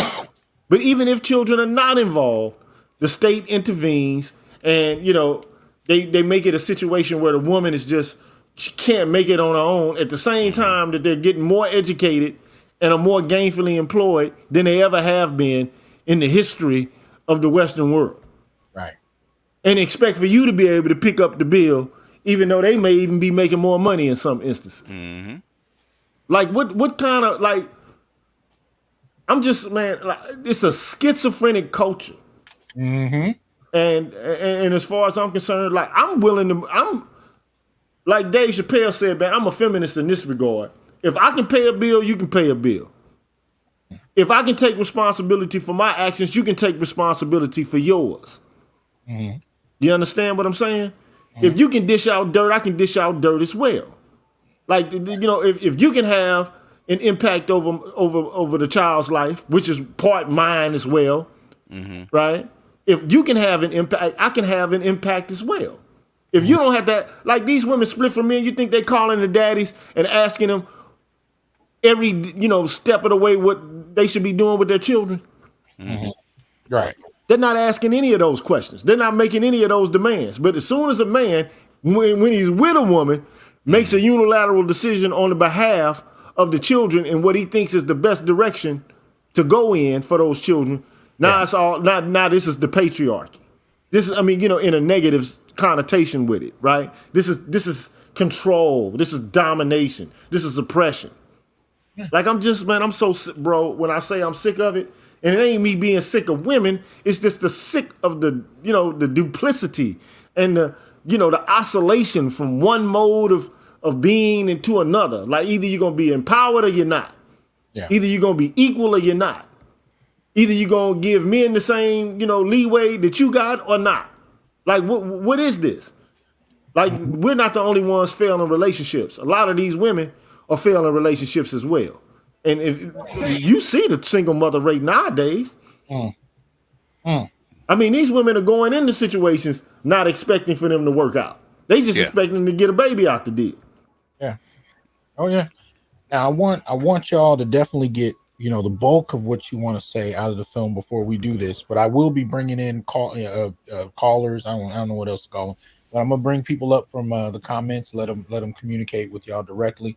But one of the things I wanted to get across is how much I see this kind of response to King Richard as a trope.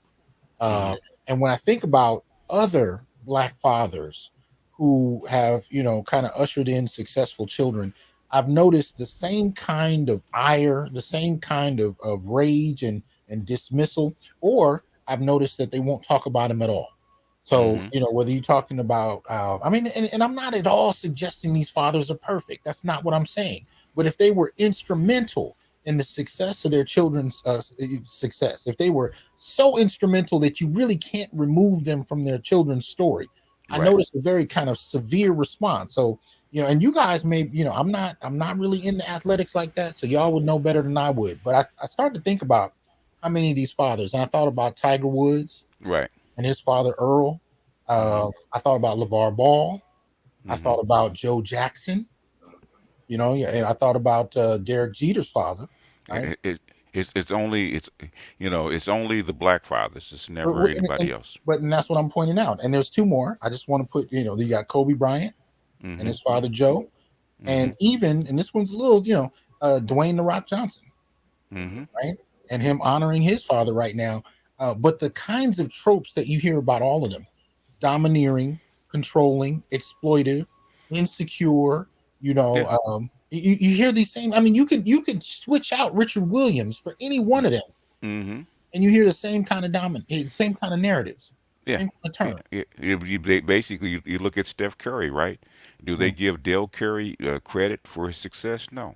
I heard Who they more give about credit? Dell and the falling out of his marriage than I heard about him raising his son. He was raising the son was always what? Sonia Curry. Yeah. And I think that just speaks to how deep, this anti-black father ethos is, in Black society, man. I mean, we all know what happens at Father's Day, man. You know what I'm saying? And, just one day out of the year, and we just see how, fathers get crapped on. And I just think that, unfortunately, racism and feminism and so many other things have done just a horrid job on the psyches, of women in particular, Black women, including. And here's the thing, you would think, okay, well, maybe these are women who didn't grow up with fathers, or they grew up and they were alienated from their fathers and they got daddy issues.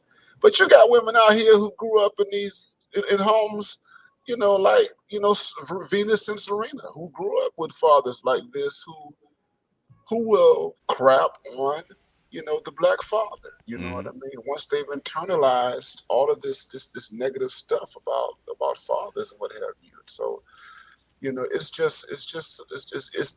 thing is institutionalized, man. The hatred of Black fathers, which is connected to just anti-Black male hatred, man. It is just a deeply institutionalized part of the culture, man, that we have to constantly fight against. Yeah, so my thing is, I haven't seen very many stories about white guys being successful and the success being attributed to their fathers or anything like that. I can't recall any movies like that. But I can't also recall any movies or, excuse me, not movies, but any, descriptions of how, we need to deride the fathers of famous white athletes. Many of whom have fathers in professional sports as well. You don't see them come out and talk about how problematic their relationships were. I mean, these men get married 3 or 4 times. Right. You understand what I'm saying? They move on, they have children, and so on and so forth. Right. And I don't hear any of these stories coming up about how Miss Sue, how she was being dogged over by this man investing into excellence in his son or his daughter. Do you understand what I'm saying? So I mean, at the end of the day, you got a group, like Ron said, you got a group of pathological people who've had bad experiences in their own familial life, projecting that dysfunction on us. And they've been doing this. I mean, it's a part of a multi-pronged strategy. For one, divide and conquer. Make animosity between the demographics that exist, so that they can, develop, some sort of cohesiveness and an ethos to resist against, what kind of games are being played strategically to keep us, the subservient and subordinate position. But the way I look at it, I'm saying, what's the issue with loving your daddy, man? These girls basically said this is like you said at the beginning of the show. This is the way I want my daddy idealized and memorialized, so nobody else can come and co-opt the story and make it such that we would disapprove of it. we're going to take the reins, and do it ourselves because this is the way we want, him, memorialized. So you got women who basically put this, all together. They spent this money because that's what an executive producer does, right? They invest money, right? So they invested this money to project this image of their father, whom I'm pretty sure they know are the catalyst for their success, and sacrifice a lot of energy and effort in order to get them on the road that they're on. And the only thing these women can do is to drag up some extraneous dirt on them that their daughters don't even want out there to begin with. This is but these women don't give a doggone, man. And it's gotten to the point. You got women, man, who be more attached to an ideal, or they will be more attached to, a narrative than they will to the empowerment and the betterment of their own kids through family life. I just don't understand it, bro. You understand? I don't get it. I'm at a loss right now. I think it is completely irrational. What we're seeing with these responses, it does not come from a place of reason. I mean, it is irrational. I mean, it's like racism, man. Racism, the way it exists, man, it's an irrational thing. The hatred, the vitriol towards black people, vis-a-vis, anti-black racism, man. It comes from a deeply irrational place. You can't argue with it. You can't persuade it in any kind of way. It's just insane. And I think that's just what we're dealing with, man. In terms of this issue with the fathers. But I will say this, man, about this film. I see this as a feminist proof film, and what I mean by that, it's almost like saying it's a bulletproof film. You know what I'm saying? Because I don't think that none of the responses that we're seeing now and what may come out much later or what have you is going to undermine the legacy of Richard Williams. I don't think that it will undermine the popularity of this film. This film is going to have a long life, I believe, and it's a hero. It's a black male hero, a father hero that they can't take away. And this is a gem. It's not only a love letter, to their father, man, but this is a gift. This is a gift to black folk. This is a gift for black people, man. And it forces, because I think part of the response is the fact that it forces these feminists, these gynocentric elements to come to terms to deal with certain fundamental realities about the necessity of having fathers in the lives of their children. Okay? Because they have no alternative to it that has worked. And you know what? You can say what you want to about Richard, but you can't say he didn't love his kids. Yeah. Now, you can go out and say, well, he didn't love the one kid he had from the previous relationship. Maybe he said to himself, I didn't get that one right. Here's what I can do to get this one right. These kind of, thoughts and processes of cognition never enter into their sphere of awareness because it's not what they're looking for. It's confirmation bias. They just want to show that somehow, the love he had for his children and his development and cultivation of excellence within them, it has to be tarnished in some sort of way. We got to do something in order to, stymie reality, which you can't really actually do that. You can't do it. Especially if you allow that bond, especially, you got a little kid, man, from a toddler on up to, a teenager, man, and you got like full involvement in their lives. You can never break that bond. No. Yeah. You understand? But you can break the bond if you take that kid away and start pumping them with negativity, in their formative ages. You can do that, right? And maybe Richard had a dose of that and said, you know what?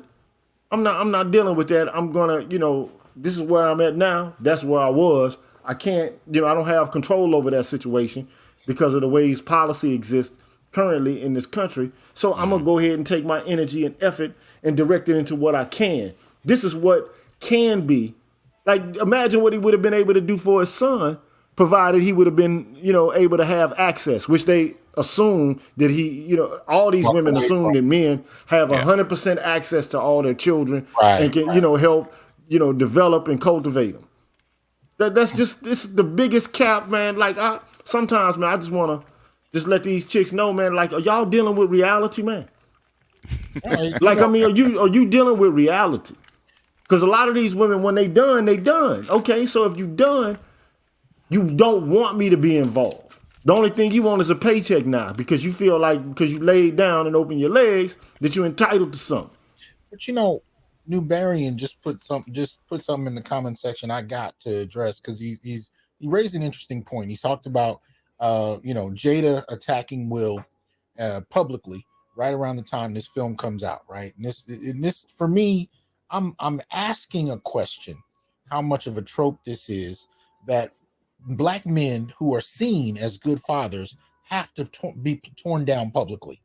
It's almost an impulse. You can't have this idea left up there, and if you can't get at him through, say Richard Williams and Venus and Serena, then you got to get at him for his other kid. If you can't get him one way, you got to get him at another. There's got to be something done, and it almost seems like an impulse. And I can't say that I don't see that. I really can't say that's not happening, where you don't have this idea. And a couple brothers sent in some other things. Shout out to Ian. Ian sent me a link for a YouTube video where they actually start fact checking the movie, which is interesting because I don't really see them doing that for anything else like that. But for some reason, if you have a Black father, you got to fact check the movie, right? You can't just leave that up there. So shout out to Ian for that. And then a couple other brothers put in some of the other fathers that I didn't mention in there, like James Earl Jones' father, Robert Earl Jones, who was also an actor. And one of the biggest ones that I completely slept on, Matthew Knowles. Yeah. Oh yeah. Oh yeah. When I've heard of Matthew Knowles in the last decade, it hasn't been in any kind of celebration of what he's done for his daughters. Yeah. Salons. They would have never been where they are without him. But the conversation is about how much he failed and betrayed their mother. You know what I mean? And it's this constant kind of trope, and they're almost predictable. They're either insecure, big-headed men that want all the attention and are exploiting their kids for that purpose, or they're constantly sleeping with other women and dishonoring the wives and mothers, but they're predictable. They're predictable tropes. And if you don't have enough information, then we're just going to assume, which is what we're seeing with Richard in regard to his previous to his son, right? If we don't have enough information, we're just going to assume he's a poor father simply because he has this son out there. That's it. Yeah. And that's kind of the things that frustrates me about this. But go ahead. Yeah, and I just to piggyback on what you were saying, and I put this up last week on my Facebook post about Black feminists today, having not evolved since the 1970s. You know what I'm saying? I mean, which means that we can anticipate everything that they're going to say about any type of narrative that seeks to affirm a Black man as a father or a Black man in any kind of way. We can just like clockwork. We know what the talking points will be. We know where to look for the articles. We know, the usual suspects who are talking about this stuff. You understand? I mean, there is absolutely there is nothing novel. There's nothing unique that is said, even in terms of criticism.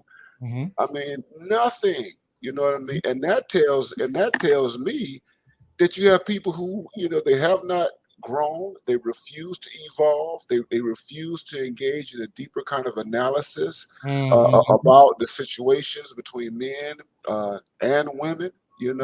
And they're lazy. Basically, you have people who are just lazy. They're intellectually lazy.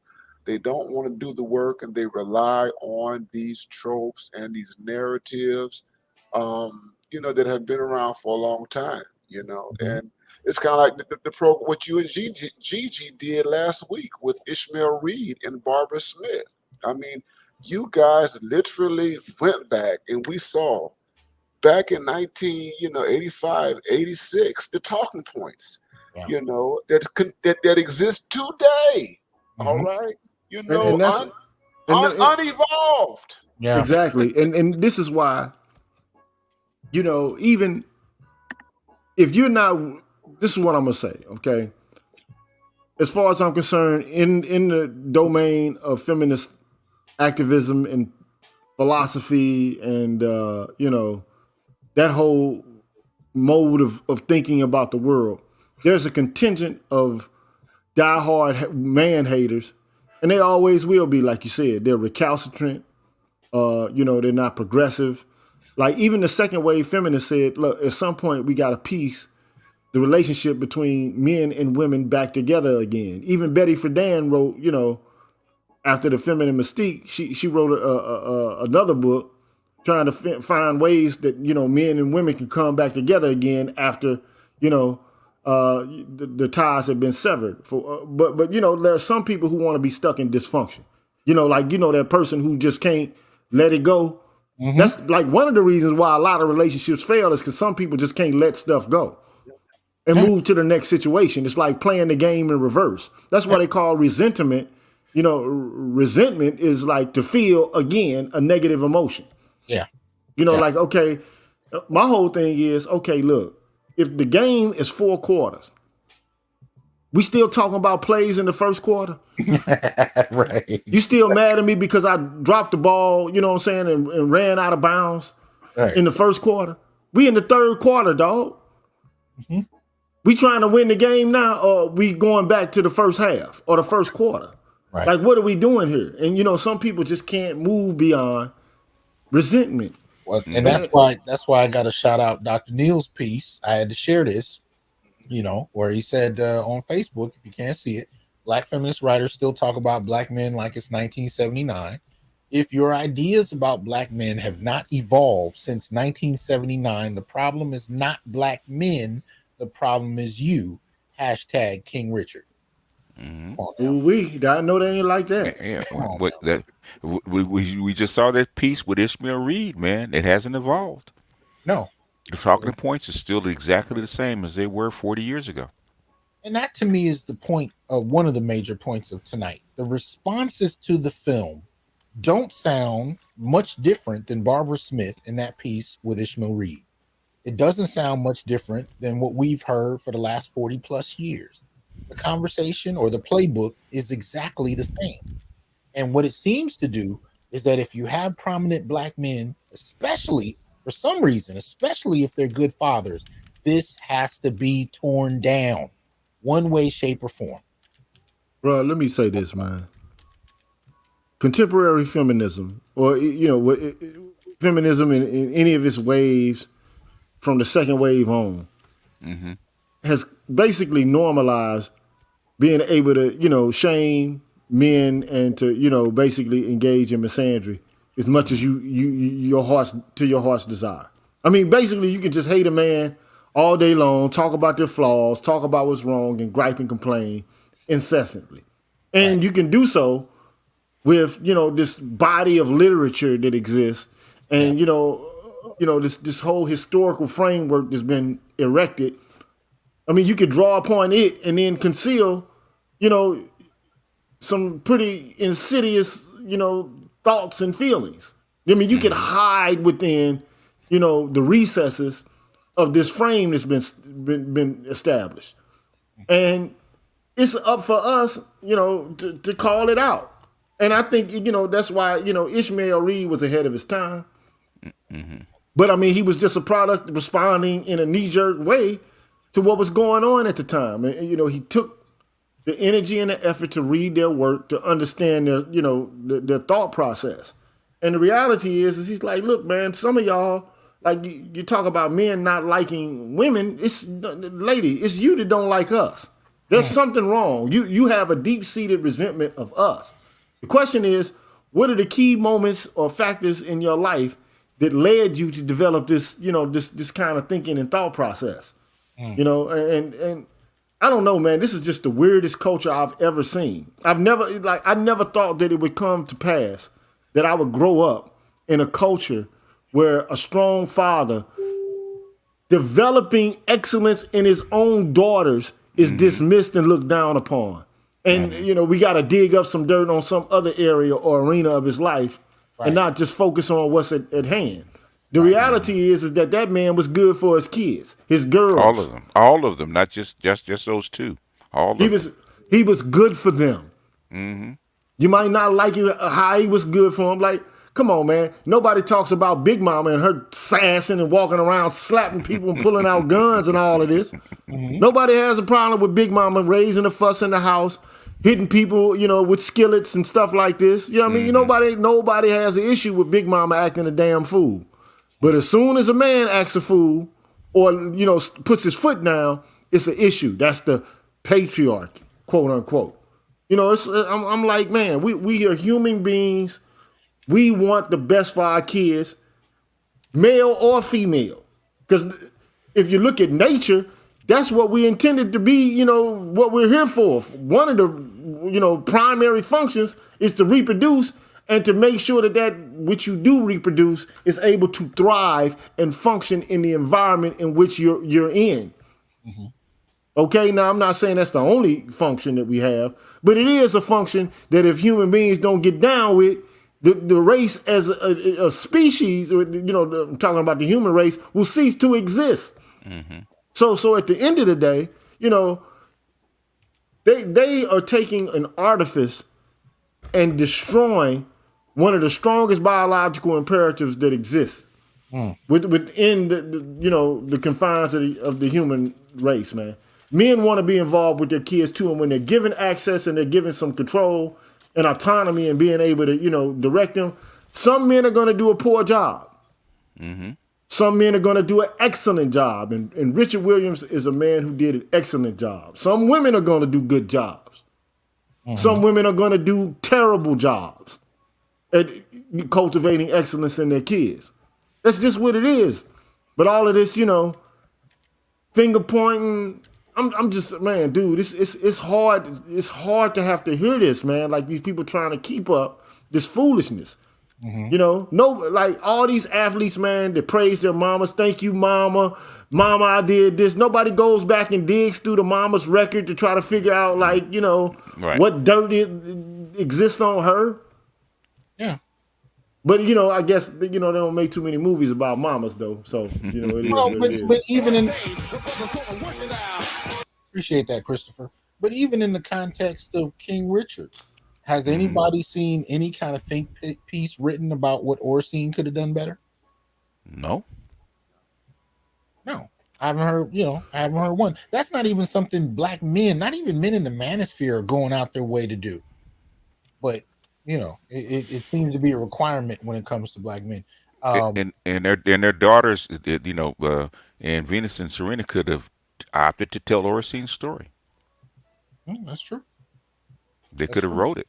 But why didn't they? Well, why didn't they? Yeah. Uh-oh. I mean, they showed her involved, you know, with teaching Serena, you know, how to serve and going through drills. And, No. GG, don't forget, she had to fix her serve because he did not train her to do it right. She had to fix it. Remember that? But I guess the same training that worked for Venus didn't work for Serena. Well, actually, you know, the thing is, with the brilliance of Richard, if nobody caught it, right? He, even though he could only do one, right? He taped every session of the coach with Venus, right? And guess where that tape went? Went right to Serena. Went right to Serena. She got the same training. Yeah. They worked together. They emphasize the clashes that they have, but they don't emphasize a mother and father actually working together for the betterment of their children. They actually worked as a team. And the funny thing is, like I said, man, earlier on, there ain't nobody that you exist with in this world in tandem that you're going to be in complete agreement with and not have conflict and difficulties every step of the way. You're going to have difficulties with your own self. I said this a long time ago. You ever sat on the toilet, thought you was about to take a shit and you didn't? Well, if you can't trust your own ass, who can you trust? I know it sounds silly. It's tongue in cheek. It is. But the larger point I'm trying to say is, even within the individual, there's going to be a movement away from one mode to another mode in relation to thinking and desires and, habits and, practices. Like nobody is exactly the same. So you're not going to agree with who you were when you were a 20-year-old man versus a 50-year-old man. Only you and Thomas Hobbes would have come up with that analogy, sir. Oh, come on, man. Don't do that. That's enough black pill out of you, sir, today. But you know what? I know what you mean. I don't even, but look, I don't want to put a label on it, red pill, black pill. I just like the truth. Yeah. And so, but I err from time to time, and sometimes I miss the mark and don't hit truth.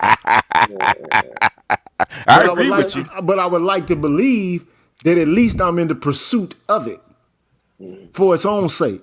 Because, it's supposed to set us free. But, today, I don't know, man. You gotta, you have to you have to deny the truth in order to be politically correct nowadays. Yeah. The thing is, they don't emphasize, and Richard we always emphasize, the ethic and the cooperation of Oracene buying in and believing in his mission. They never bring that up. They bring up the little small moments where they disagree. Right, and highlight that. Yeah. And highlight that. But Oracene was 10 toes down on his plan. Yeah. And I want to add to what BGS has said about them working as a team. Okay, and they worked as a team. Richard Oracene, along with the girls and what have you, in relationship to other teams, right? So when you look at the white tennis world and you see the matches, you see the coaches, you look on both sides of the stadium, all right? I'm just going to put it out there. You see men and women, you got families, okay? In that white world, that white world is a constellation, okay, of teams, okay? And that power, white power, functions in that way. And for some reason or another, we think that we are going to be able to be in any type of either competitive relationship or if we're going to be able to contend with that without functioning as a team. You know what I'm saying? And so I think that's what is lost. That's what the women don't see, because I can't imagine a Venus or Serena Williams being produced, in a single female-headed household. I just can't see it, and I can't see a single female mother being successful with her daughters in that white, elite, wealthy world of tennis. I just cannot imagine it. Maybe it can happen, but I just can't see it in terms of the way that thing is set up. I don't see it. But look, let's just be honest about that, Ron. Man, white men ran that women's tennis. They did. They run that. They're the coaches. Yeah. They're the agents. They're the ones who set up the matches and brand and promote them. These. I'm not saying that there weren't any women coaches, or trainers, but the men are the best in that sport. So they're going to get the best so that they can produce the best results with the women. Okay, so it is what it is. So Richard did what all these white dudes have been doing for how long? Decades, and he just was good at it. Okay. And the same thing with white boys with singing, with Joe Jackson, okay? How many countless white boy groups existed? Quartets and quintets, guys singing and crooning or whatever the case may be, put together, man, by their fathers or their parents. We can do what we can be just as excellent as any of these other groups of people can if we put our time, our energy, and our effort into it. And King Richard was just one of those guys that did so. He should get his flowers instead of all these people detracting and hating. Well, I think and it's proof positive that if you give a man an opportunity to be involved with his kid's life unfettered, unrestricted, not, worrying about whether or not the state's going to come in because his wife has an issue. She calling the police or something. You know, because I'm pretty sure there's a lot of moments, you know, that like leaving the kids at the store or whatever the case may be was one such moment where, you know, she was like, well, these my babies or whatever the case may be. Okay? But look, sometimes them babies have to undergo stress and they have to be taught a lesson. And by the way, it ain't like black mothers ain't doing this. Like they ain't teaching their kids lessons. No, Like, you know, like they'll leave marks, okay? Not just walking from the store. They'll leave marks. But hey, look, bruh. Let's Okay, put this in context real quick. I mean, we're not talking about a man that just decided that he'd put his kids in a tennis room. He talked about this before they were born. Mm-hmm. He did. Now, you know what I mean? Put that in context. We talk about men that have done, you know, incredible things for their kids, and salute to them. I'm not saying, you know, but at the end of the day, this was someone that made this decision before his kids were born. When we talk about men, particularly fathers who are engaged in things, there's a degree of not just preoccupation. There's a degree of investment that men are notorious for. Obsession. I mean, obsession with something in terms of being pushed. I mean, to whether you're talking about doing a doctorate, or whether you're talking about building a university online, like one of my colleagues up here is pretty much done. Or, you know, there's a level of obsession that has to come into play that men tend to be known for more often than women. And when you look at somebody like Richard Williams, that's what you saw. He pushed for a goal nobody else could see, invested in his kids to the point where they had such untouchable confidence that nobody else could really understand until they saw the full expression of it. And I just think that type of investment, men are often not credited for, even when they demonstrate it. We just went down the list of about 10 different fathers that did it. And to this day, none of those fathers are celebrated. None of them. Not one. Out of the 10 that I mentioned are celebrated for their sacrifices. They're all described as monsters. Monsters. Or nothing at all. He was clearly a social engineer. You know what I'm saying? He knew what he was doing. He was strategic. He was militaristic in the way he approached things. You know what I mean? I mean, he was a general, and so it was like he's going into battle. We going to war. Okay? But you know what? Look, so he used divine science, man, in order to get them girls where they are. Like, I mean, like I know I'm getting metaphysical and esoteric about this. Speak to it. But I mean, that's what the men fight theology is all about. Planning, because you have a rational faculty, but it ain't just a rational faculty. It's impotent, not impotent, but absolutely omnipotent energy that you can direct with your will, but also with your passive energy. But like Richard, man, already meditated on and focused on what his goal was going to be. And then he saw it through to the end and made it a reality. Basically, that's what he did. Okay, so, but black folks are living life, and black women are also living this way. We're living spontaneously. Like the plans come after the fact, not before the fact. Like, I mean, who would think, that we would have this lack of foresight? The idea is, okay, now I've made a mess, let's clean it up. Not if you don't do things with intentionality behind them, you're going to do a lackluster job. Right. It just is what it is. Intentionality is a mother sucker, man. Yeah. So what then, taking into account what you just said, which I agree with, what then does it mean for this man to be incapable of even movement, just completely incapacitated at his son's house in 2021? What does that mean for fathers that have put in that much work? It's a tragedy. If that's where he is right now, because some kids, man, they it's a duty, man. You come into this world, you go out of this world, and death is a process. Okay, doesn't happen overnight. It can, I mean, but for most people, it's a gradual thing.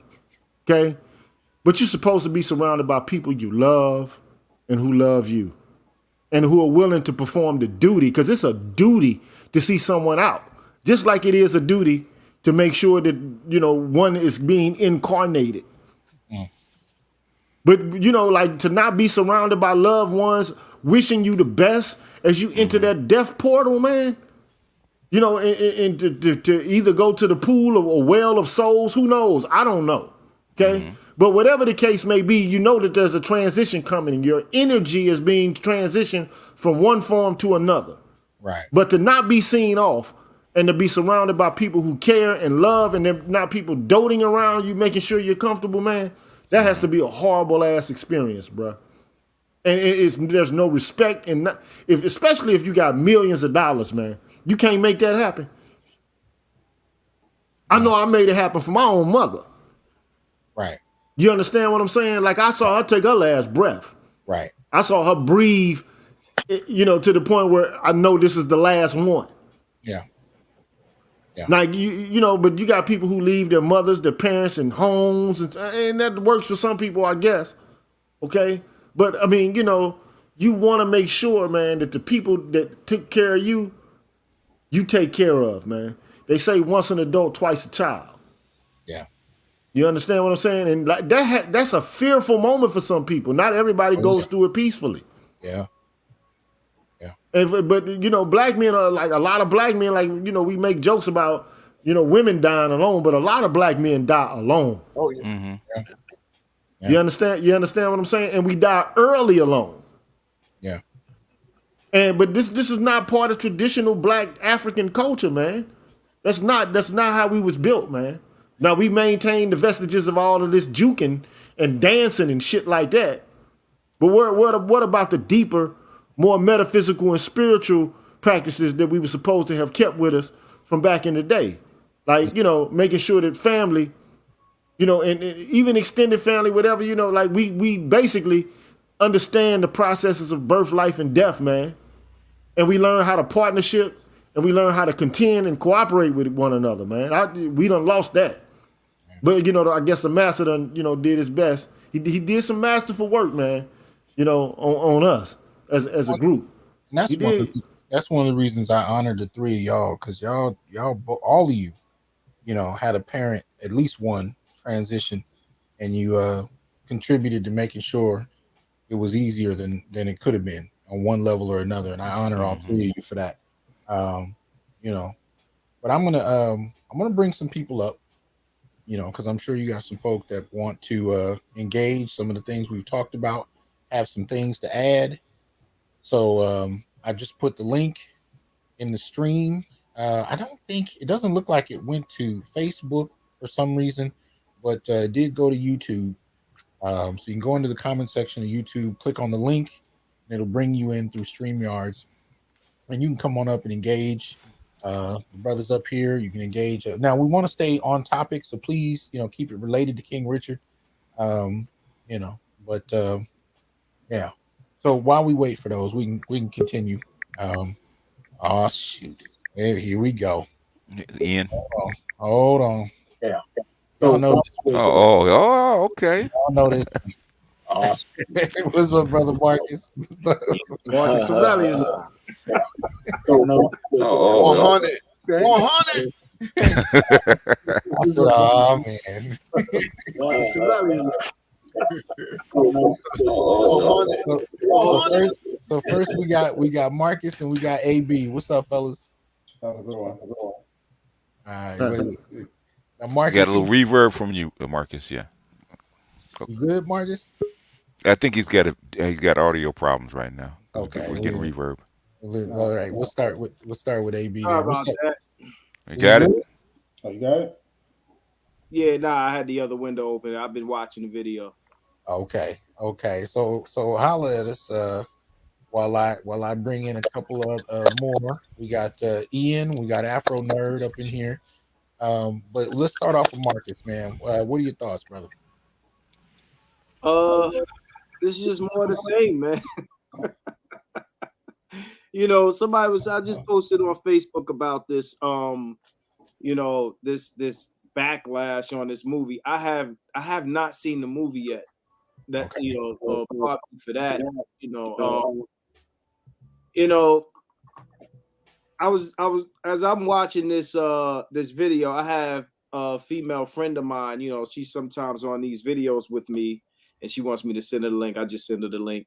And I was telling her, like, y'all follow these white women too much.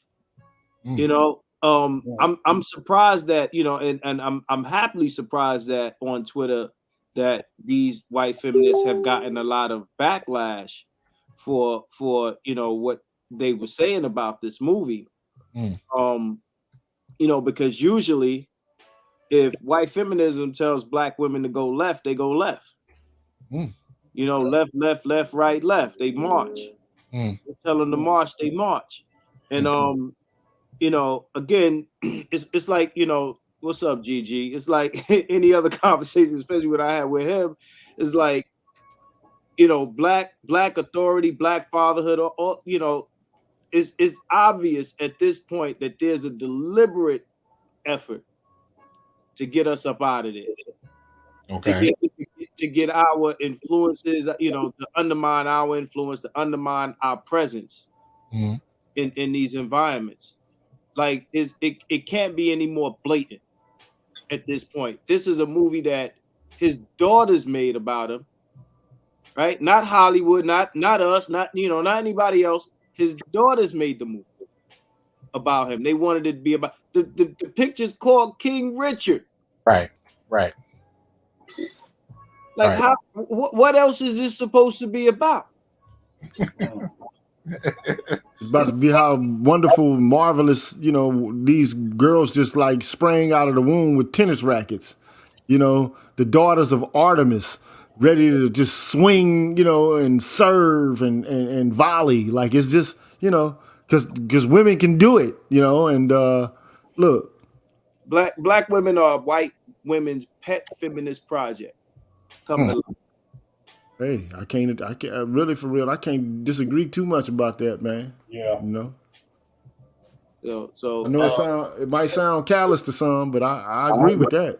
I'm gonna let one of the other gentlemen speak, man, because like, yo, you know, I don't want to get the tripping, man. I'm on a Dr. T. Hasan Johnson broadcast, man. I'm a chill. So yeah, somebody take the mic, man. Well, we're keeping it in order. So we're gonna jump to AB, man. What are your thoughts about this, man?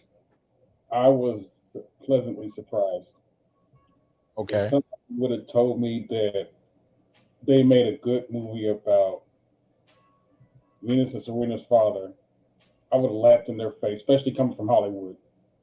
Right. Until I heard that, you know, they produced the movie, I was like, that makes sense. I was like, well, that makes sense, because I gotta finish it. I watched part of it, but I gotta finish it. But the parts I did see the strag across the street. You saw what? The strag. The strag. Struggling hag. Yeah. You know, okay. Old hag across the street, talking crazy. I was like, wow. Okay. Right. But I was surprised how you know, they painted them in a positive light. I was actually taken off guard a little bit, but it was a good movie. Okay. It was a good movie so far. All right. I'm interested in your thoughts when you finish, you know, watching the whole thing. We can keep it in order. We got Ian, Afro Nerd, and then Gavin. So let's start out with Ian. What's up, man? Hey, peace, God. How you doing? Good, man. How about yourself? Man, I'm doing well. Loving the talk. You got the BGS, GG, Neal, Marcus over there. Loving it, man. But yeah, what you said about what you guys were talking about transmitting, a black man transmitting is completely true, because you know I experienced it in my own life with my own kids. You know, my daughter in school, she out of the whole school, she got chosen to be ambassador to go to Europe. She got chosen to be a representative to go to the United States Capitol. You know, my son, you know, said as a child, you know, people were coming to him as a wise man. You know, I had this intent for my kids. You know, in the same way that that Richard had, I had an intent of what I wanted my kids to be and how I wanted them to represent themselves in this world and what did I want them to accomplish, you know, and for me, they accomplished that at, you know, 6, 7, 8 years old. I was like, okay, they've achieved it, you know, and it came from me, you know. But the funny thing is that, you know, my ex-wife, you know, over the years, you know, she's tried to, you know, come between me and my kids, you know, still to this day. You know, my son is over 20. He called me and says, my mother's driving me crazy because she doesn't want me to have a relationship with you. You know, I'm like, oh, okay. I mean, same thing. You know, he's a grown man. She's still trying to pull the reins. You know, telling my son that she named him. I named both of my kids and set the intent on who they were supposed to be. So yeah, I know what this is. You know, I love the movie. It needed to be done because the record has to be set straight that we are good fathers and we're the best fathers. Hands fucking down. All right. Appreciate that, man. Appreciate that. Let me go ahead and hit Afro Nerd. Can you hear us? Yes. Hey, Doc, how you doing? Good, man. How about yourself? Very good, man. Very good. Happy Thanksgiving, or soon to be Thanksgiving, and also to the gentleman on the platform. I always enjoy what you've been presenting, Doc. So I'll try to keep it brief. Just a quick joke to Gigi.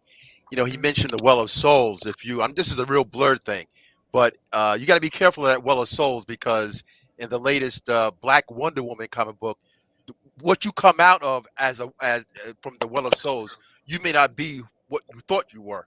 That's like an inside joke. There's a little gender bending thing going on with the Black Wonder Woman book that Dr. Hasan, you might want to tackle that at some other later date. Okay, I haven't even checked it out, man. Yeah, Hey, and Nubia. then on the side note to that, you know, they got a new series on Amazon. It looks like it's going to be pretty good. At least cinema, you know, the cinematography is excellent, and the storyline seems to be entertaining. The CGI is good too. The Wheel of Time. It's on Amazon Prime. Oh yeah. I did glance at that. I didn't get the full picture, but I did see that. Yeah, and you know, but anyway, you know, like even going back to ancient, you know, culture, man, you know, there's no telling what you're gonna be. Your next incarnation will be, or what you were, what you will be. You know, but what we do know is that to some degree, what you do in this world will have an impact on what occurs in this other world. You know, that's what they say. So, you know, I mean, but Doc Neal can give you a better impression and an idea about what that's all about. Yeah, exactly. Than I can. But, you know, all I know is, you know, whatever we think about it, whatever we, you know, hypothesize about it, you know, at least, damn, man, can you have a civil society, man, to make sure that the transition is one that, you know, is filled with comfort and ease, as opposed to, you know, you being isolated and alone. That creates psychic stress, man. You don't want to go to the next phase, man, in panic, you know, and being uncomfortable. You want to be around your loved ones, man. Definitely.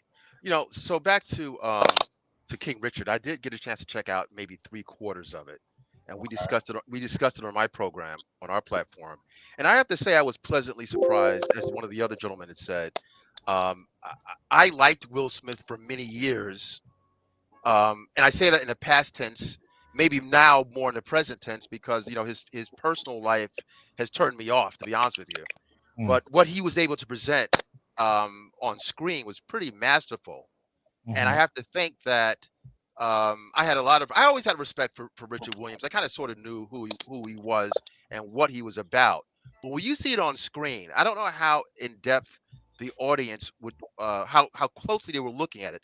As a Black man looking at it, and maybe with a touch of the red pill in me now, looking at it, I see him navigating a lot of forces that, although he spoke African American vernacular, he did, you know, he spoke in a certain way. He didn't have a couple of degrees like many of us on this platform.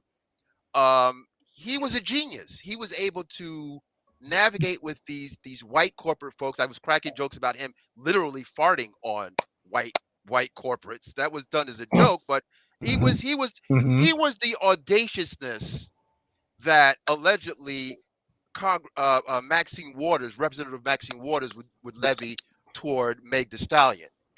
Okay. You see what I mean? Like, to me, what she did for her was offensive.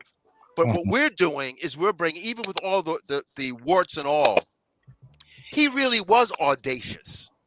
But he was audacious to a fault, to a certain goal, where he produced these superstars. So there was a genius in that. He had to deal with the Crips. He had to deal with white corporates. He had to deal with his wife. He had to deal with rambunctious young women growing into womanhood. That's a lot. Yeah. And he had an 85-page plan. And one last thing I'll mention is that I thought that, you know, the feminists that you've been referencing, this is, and you and I have spoken about this, Doc. This whole thing about this fantasy patriarchy that's always been critiqued towards black men, and you're saying what patriarchy? Why don't the black women who are feminists or womanists, why don't they get specific about racializing it? Isn't it a white patriarchy? They just say the patriarchy, and black men somehow fall under this umbrella. But I will say that when you look at Richard Williams, he does remind you of a classic black patriarchy that was that we did see under, even though it existed under Jim Crow.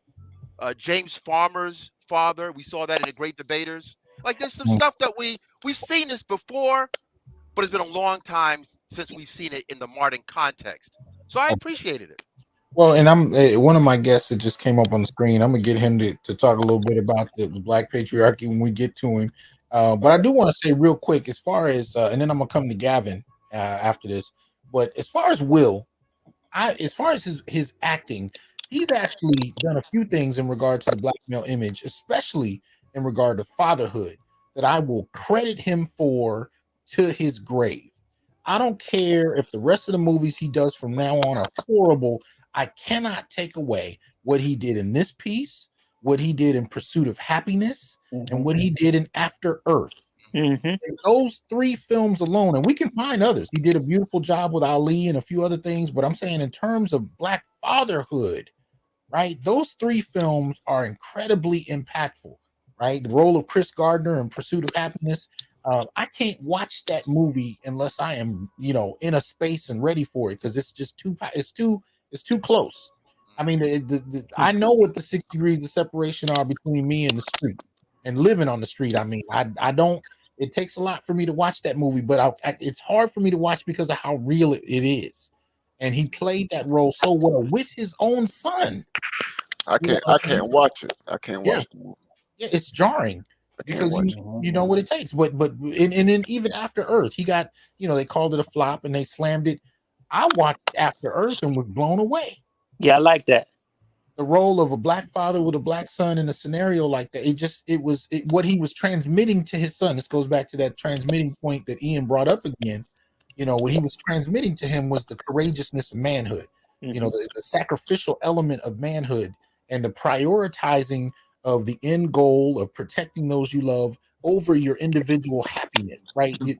Those were elements, and even the conquering of fear, which was one of the central tenets of the film, the capacity and purpose in men being able to conquer fear to accomplish a goal. That was so powerful, and I was surprised at how many folks seemed to dismiss all of that. But he also gave his son in that movie, he also gave him redemption, because because his son he thought of himself as a coward in terms of, I think, protecting his sister or something like that. Right, he did. Well, he was really a little kid when his sister died, and so his father, in sorts, kind of put him through a rites of passage that was real. I mean, it was a situation that just happened, but in the midst of it, they were able to grow. So I credit Will with that, and I just want to acknowledge that after what Afro Nerd just dropped. But Gavin, welcome to the show. Can you hear us? Yes. Can you hear me? Yes, we can. Give us your thoughts. Okay. What do you think? Yeah, sure. So I've been listening, and I don't know what's on my reception, but for those who were talking before me, I could not hear them in it all, and I don't know why. So if I repeat some topics or some points made, please excuse me, gentlemen. Before I say anything, I want to give a hello to Master BGS. How are you, sir? He might have stepped away to grab something to eat. I don't know. Okay, and the Green Gorilla and Dr. Ronald Neal, I'm also subscribed to you two gentlemen, to your channels as well, and I'm glad to finally get a chance to speak to both you gentlemen as well. Oh yeah, I'm Blessings here. to you. Thank you, Blessings. Gavin. Blessings to you. Thank you. Blessings, Okay. blessings, man. Greetings. Thank you. All right, so my thoughts on the film, I saw it the first night it came out here in Los Angeles. It was jarring for me. But what I also saw was, I don't know if you gentlemen are aware, Will interviewed Venus and Serena on Red Table Talk. I heard about it. I didn't get a chance to see it. Right. Okay. But I find interesting what I consider the chess move that Will has done, because I think I tagged you. I did on my Facebook post, my page, and I did like a little critique of what Will did as regarding what he's been doing all along, just the one way he's been managing his career, and it's by using it on the level of chess. And what I like about Will, and again, After Earth was a very deep movie, and what I think a lot of people did not like about it was certain sets of society. The fact that, if you remember early in the film, like within the first 2 minutes after the opening credits, a soldier who's wounded in battle demands that he first, as he sees Will's character, no, let me up, stands on his one leg and salutes Will. But Will is black and the soldier is white. Yeah. I do remember. And yeah, so certain sets of society did not like that, and Will had the nerve to produce that movie. He made it the very first opening scene. Jarring. Will takes strides and does things, and like, okay, when you put it together, you piece it together, you see those golden nuggets, you're like, okay, you have to pull them back. And you're talking about something that BGS likes to get into in terms of the role of black soldiers in in transforming how even white men saw black men on the battlefield. Right. Yes. And plus, the character of Will in that movie, After Earth, he wasn't just the general; he was the leader of that entire planet. Yeah. So again, those things, you don't see a black man in a positive role as such a leader. And also, sci-fi movie, we're just not represented in sci-fi movies. Pretty much, if we are, we're just the joke, the butt, or a very minor character, minor role. But back to the movie again.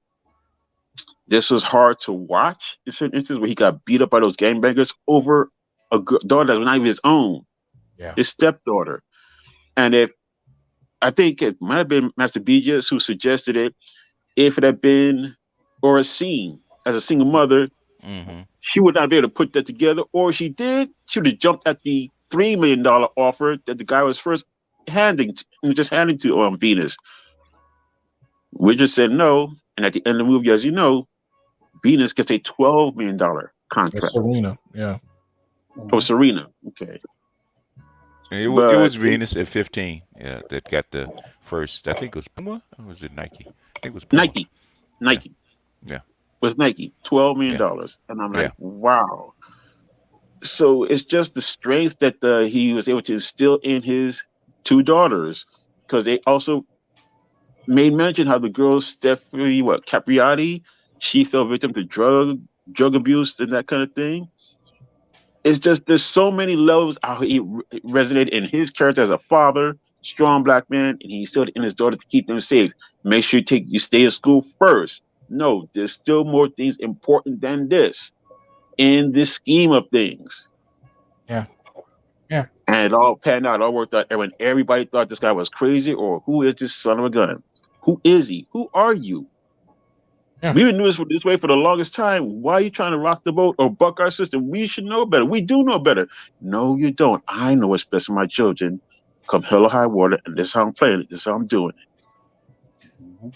Well, let me just interject real quick. We're going to do this for no longer than about at least, or at the longest, 30 minutes. And I do have one other person in the queue that I want to bring up here. So I do need at least one person who has already said something, to kind of to drop down in terms of the callers coming up.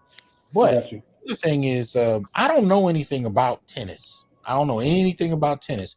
That whole 9 minutes, that whole 9 minute thing where, in the last game. Yes. Oh I yeah. didn't understand that in the slightest. I don't know too many sports where you can walk out of the last game for 9 minutes and come back when you feel like it. Yeah, you can take what they call an injury break for a certain amount of time. Like her, if she had to go to the bathroom, they allow for that. And So they've Yeah, done it before. it was more lax back then though. I think. Mm-hmm. Yeah, they kind of tightened it up a little bit to throw her off her game too. And that was, and also she was a woman. That was girl was like 22, 23. Yeah. Hello, Yeah. Venus what 14. Yeah, but the world of tennis is vicious, okay? Because we're talking about money here. We're not talking about good sportsmanship. It's about winning, losing, and keeping your status and your money. Yeah. So it's very competitive. But think about it in any other sport, like you playing in the Super Bowl and you about to lose, and the whole team gonna go in the locker room for 9 minutes for you to regroup. It don't make no damn sense whatsoever. No. Tennis is a different story. Say that again. Yeah. But any final thought before I transition, Gavin? Anything else you wanted to say? No, that was pretty much it. And I want to thank you for allowing me to join in, partake in this discussion, gentlemen. Thank you once again. Bless. All right, appreciate it, man. Yeah. Let's go hit the real American hero, Negro. What's up, Charles? No, it ain't Charles, but it's truth. Where you go? I don't know. You step away, Charles? He might have stepped away. Okay. I'll let him come back. And we got Black Uru. So we got to, I see that hammer in there. I'm like, I got to get Uru up here. Uru got a lot to say. Boy, he was saying a lot in the chat. What's up, Uru? Thanks for having me, Doc. I don't know how many of us are old enough to recall what was going on back then. Okay. Because I have been a huge tennis fan for probably better part of 50 years, right? All right. So tennis, prior to Hurricane Richard Williams, was very much a white, almost aristocratic white environment in this country and throughout much of the world. Mm-hmm. It was very much a very select type of environment that you become a professional tennis player, you become an internationally competitive professional tennis player. You're not a black kid from Compton or Chicago or New York, right, playing in the fucking US Open or Wimbledon 30 years ago. Right. That's just not happening. Mm-hmm. As great as Arthur Ashe was, God rest his soul, Arthur Ashe was largely a token for white people. Mm.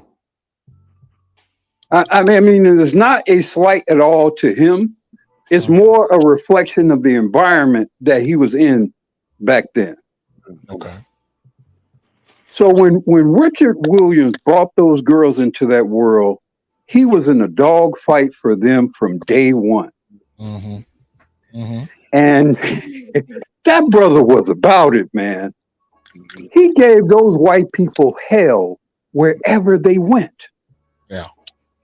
And he was not shy about it. There was no trepidation. If there was any bit of slight at all to Serena and Venus, he handed their asses to him unapologetically. Mm. I mean, he really tore down the aristocratic aura in that sport. And he made himself such a public spectacle, such a audacious, and at times even an outlandish spectacle, that when white people dealt with Serena and Venus, they were relieved. It was genius what he did. It was genius what he did. He made himself such a fucking dragon that by the time they got to them, white people were like, oh my God. It was a relief to deal with them. They're so pleasant. They're so articulate. They're so nice. He took all the stress from them. He took all the drama. He took all the bullshit. He bore it all. And he did it in a very public and at times a very kind of proud kind of way. I mean, it's like he was proud to be the nigga. But I'm going to say that. Let me ask you a question though, Uruk. I mean, notice how they framed it, even in the film, as just ego, as just insecurity. No, it wasn't just ego. You framed it was genius. It as an intentional act. It was intentional. Yeah. It was genius what he did, and protective in and of itself. Well, what Richard knew, and if you deal with white people enough in certain environments, what Richard knew behind the velvet curtain and all that shit, a lot of them are cowards. If you're brave enough and don't care enough and are willing to risk losing, more times than not, most of them will back down. And those girls were so good. They were so good, so fast, so instantly that the tennis world realized we need them. We need them. They saved that sport. They did. You had great foreign players. Most of the time, you couldn't even understand half of what they were saying. Right? You had Capriati cracking out or doping out or whatever back then. You know, Chris Evert was too old, way too old by then. Those girls saved that sport. Right. Of course. What they owe Richard Williams, you can't put a dollar figure to what he did for that sport. You can't. And that's and my only regret, I wish and this is just me kind of fantasizing. I wish Venus had been a few years older than Serena. I loved seeing Venus play. Venus is my all-time favorite. I mean, she was such a beautiful player. I regret that Serena so quickly overtook her. If there had been a few more years difference between them, they would have owned this sport for over 20 years. Well, you know, Venus. That's my only regret. Well, you know, Venus. She had a disease that caused her to not be, as energetic as she once was. Okay. Yeah. Okay. Dr. Neal, go ahead. Yeah, what I wanted to build on what Black Guru was saying, man. I mean, we have to. I want to call him, and Gigi can weigh in on this. I want to call Richard Williams not just King Richard, but the philosopher king. Okay, because the way he approached it, again, I can't help but military analogies and metaphors are just running through my head right now. You know what I'm saying? I mean, in terms of strategy and all of that, and fearlessness. The brothers, they love talking about the 48 laws of power and that kind of stuff. You know what I'm saying? We can talk about the laws of Richard Williams. Okay, we can really break that thing down philosophically if we really want to. Okay. Because he was dealing with that world, and Black Guru is right. You're talking about not just upper middle class. You're talking about upper class white society. All right? That was and still very much is an aristocratic world. When you win Wimbledon, what the king or the prince or whatever of England confers upon you the trophy. Yeah. That's what that world did. Yeah. I mean, the tennis world is the quintessence. It is the quintessence of white power on the planet in terms of sport. Okay, and so you cannot overstate the extent to which Richard Williams, in his brilliance, was able to navigate and successfully manipulate that entire world. Look, you would look in the audience of those tennis matches, of those great, tennis matches, those great Grand Slam tournaments, and Richard Williams would be like the only black man in that audience. Yeah. and he would be jumping around and cheering for his daughters unabashedly. I mean, he just didn't give a fuck. He didn't care about those people. He didn't care what they thought about him, what they said about him. It was like King of the Hill. I mean, King Richard. I applaud Will Smith for naming that film King Richard. Yeah, he knew where to get him. He knew where to bring out the. Because he was a fucking king. So what does that do to the sense of self, the self-esteem of a young girl, seeing the only black man in the audience screaming in support of her? He would be screaming. He would be waving. He would be cheering. And the white people in the audience would be cowering next to him. It was a beautiful thing to see. You got and that was they say that nobody loves you like a mother, but nobody builds your confidence like a father. Get it? But I'll let Dr. Neal get his comment. And he'd be cheering, and he'd be looking at the white people, and he'd be pointing at them and gesticulating. He didn't give Yeah, he was a lightning rod. He was a lightning rod. He didn't give a fuck, man. I know, Black Girl. I saw the same thing, and that was, I mean, not just for his daughters, for black men who watched Williams in those moments, because I watched it. Yes, that was empowering. Yes, that was at a psychological level. Yes, sir. Watching that black man and his I don't give a fuck what you think about me, a posture. Right. I mean, that sent a powerful message, at least to me when I watched it. Right. All right. And that's why I told y'all I shed tears when I watched that film, because, you know, like I said, I grew up with black men, old black men, my mother's generation, much older, you know, who came from that stock. Okay.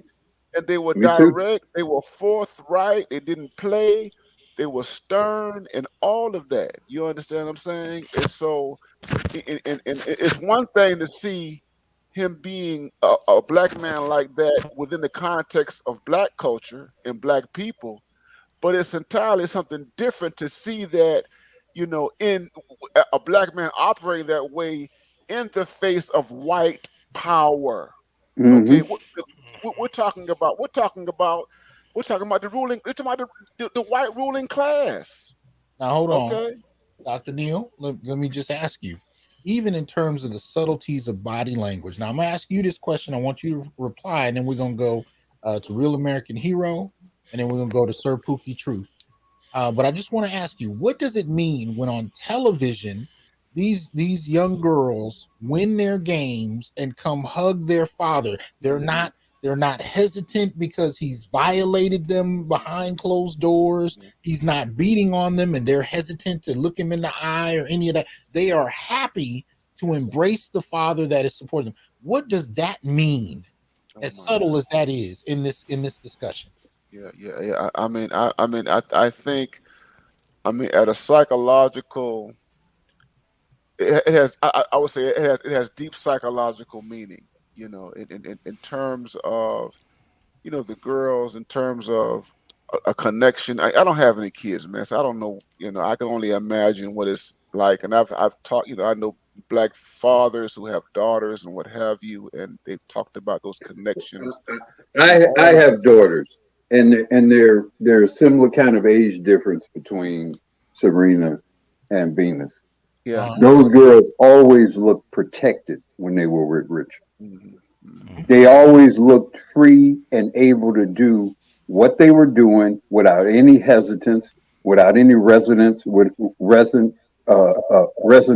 without any trepidation. They looked totally free and able and empowered to do what they were doing. That's why they made this movie. Yeah. All the feminists, all these other people who were not there can project all the bullshit in it they want to project. But whenever those girls were playing and with their fathers, you never got a scintilla that they were afraid, that they were discomforted, that they were unprotected.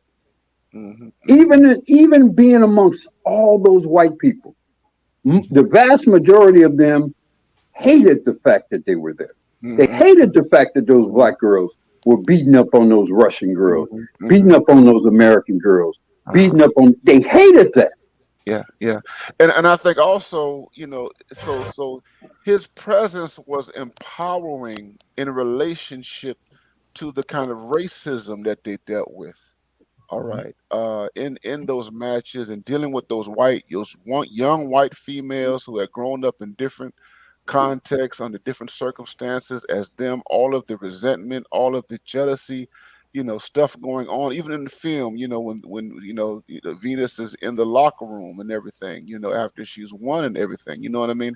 Right. I mean, there are moments where, Richard, he's not with her, okay?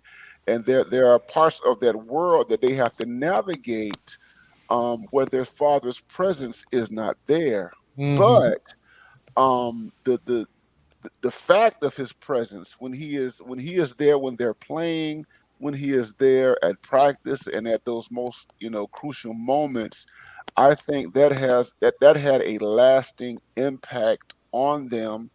And I said this earlier, man. I really, when I look at you look at Serena Williams, man. I mean, I think everything, her confidence, her swag, and her I think all of that is directly stems. It stems from Richard Williams' That's Richard. influence. It's That's Richard Richard. Williams. It's It is him. Richard. Everything that she has done on the field, you know what I mean? He was called, they said he was just this crazy marketer and promoter, and he was just trying to, reap attention to himself and all that kind of stuff, but there was there was a method to his madness, you know what I mean? And that stuff, it carried over into his children, particularly Serena. He gave her, the torch, and she took it. You know what I mean? That's why I said, I mean, he raised those girls like they were boys. But let me say this before the other guys come in and talk. He had a plan. It's the genius of Richard and the philosophical acumen of Richard lied in his plan. I mean, they said it in the film. If you fail to plan, you plan to fail. Yep. Okay. So he already knew, all the way from how he interacted with white folks. I mean, because a lot of white folks, just assume that Negroes are stupid because of the way that they talk, the way they comport, and the way they enunciate and the whole nine, right? But Richard, man, he basically was the bad guy on purpose. He was the rambunctious, ostentatious, ignorant a-hole for a reason, so that the girls, like Black Uru was saying, they wouldn't take that flack. They wouldn't get that heat. He did that on purpose. He had that in his plan. Like people who do marketing now and branding, man, they should learn from the play. They should read what Richard wrote and look at his autobiography and see what his plan was. Because that plan was it wasn't a marketing plan over a 6-month or a 9-month period. This was a decade-long plan, and he succeeded. And Green Gorilla. By the time white people were interviewing Serena and Venus, they would be smiling and cheesing and cooing. Richard had beat them down, most of them down so much. He had been so fearsome. He had been so confrontational. He had been so defiant that by the time they got to them girls, they didn't want no smoke. They didn't want no smoke. Right. But you know what, though? And we saw a taste of it on the video that Dr. Johnson showed earlier. Because that's the kind of stuff that Richard would do all the time. And while he did it, cards all the time. And while he did it, they didn't say a word. They didn't sit there looking like they were embarrassed. They didn't sit there looking like, oh my God, I wish he would shut up and stop. They knew. Right. And innately they knew that whatever it was that their father was doing was serving their interest. Mm-hmm. And they knew it. It wasn't like, okay, well, I don't think he means well. I think he's trying to live vicariously through us. No. They knew They knew it. This man loves me. This man has my best interest at heart. And any group of people, man, for the purpose of an ideology, a political framework, who is willing to tarnish reality because of ideology, man, fuck that, man. Y'all on some bullshit time. Like that man basically loved his kids, and this is what fathers are supposed to do.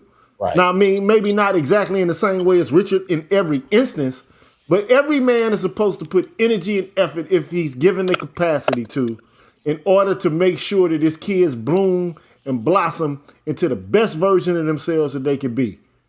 Now, that's what his job is as a father. No, and anybody who would try to tarnish that or take away from or to diminish that, fuck y'all. Fuck y'all. I'm just done with it. And you're absolutely right. I second that. Okay, you're absolutely right.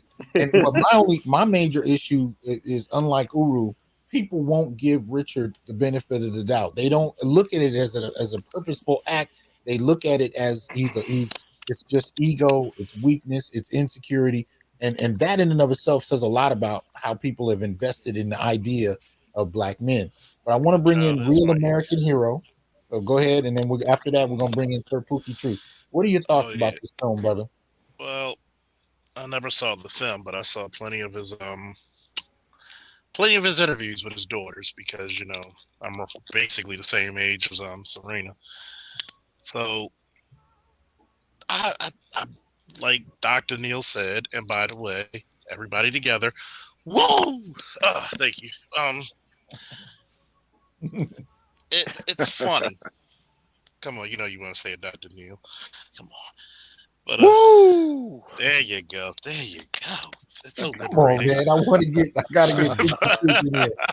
Tell us what you think about the film. But I'm gonna tell you about the guy like Richard Williams.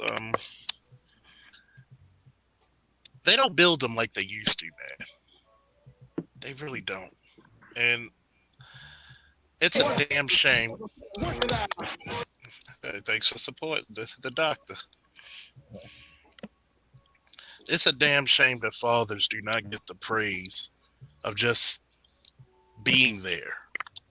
As the old saying goes, you're a human doing and not a human being. Mm-hmm. I'll give you a little personal story. I was talking to a female friend of mine, and she gets a little inebriated, and she tries to say something about my son's mother. And look how she looks. I said, what does that got to do with anything? And the only reason you have your son is because she didn't want him. I said, no, that's not how it went. I demanded for my son and she gave him to me. And I had to tell her, remind her, you're just jealous that she got it right with one father and you couldn't do it with two. Damn. And she shut her mouth. I will not tell you, I felt in those interviews how he was. And I couldn't quite, I understood, but I didn't have full comprehension until I became a father. When you have to walk into that school and they're trying to say your son belongs to special ed, but yet he gets to work, it's just the way you're teaching. When he has to defend himself and they're trying to suspend him, and I'm like, wait a minute, no. You got to go and act the donkey's ass just to get decent respect as a father. Mm. There are times I brought his mother to the school. They want to talk to her. I said, all eyes up here. I'm the Frankie Beverly of this goddamn maze. Mm. Mm. And I'm like, on a fundamental level, I wish that every black man could make their daughters and sons multimillionaires, but unfortunately, that's not everybody's destiny. Right. This is the story of the black man and the black father. We take some ass whoopings and we give a lot of them back, both literally and figuratively. And when I look at a guy like this, and how powerful his mind and his soul and his belief within himself and his daughters had to be, not only is it Herculean task, but it's also it's incalculable how you could just measure that in any type of energy or joules, whatever you want to call it. Imagine if you had more fathers who were allowed to be with their children or given their children like a Richard Williams. You would damn near turn this damn society over in a generation.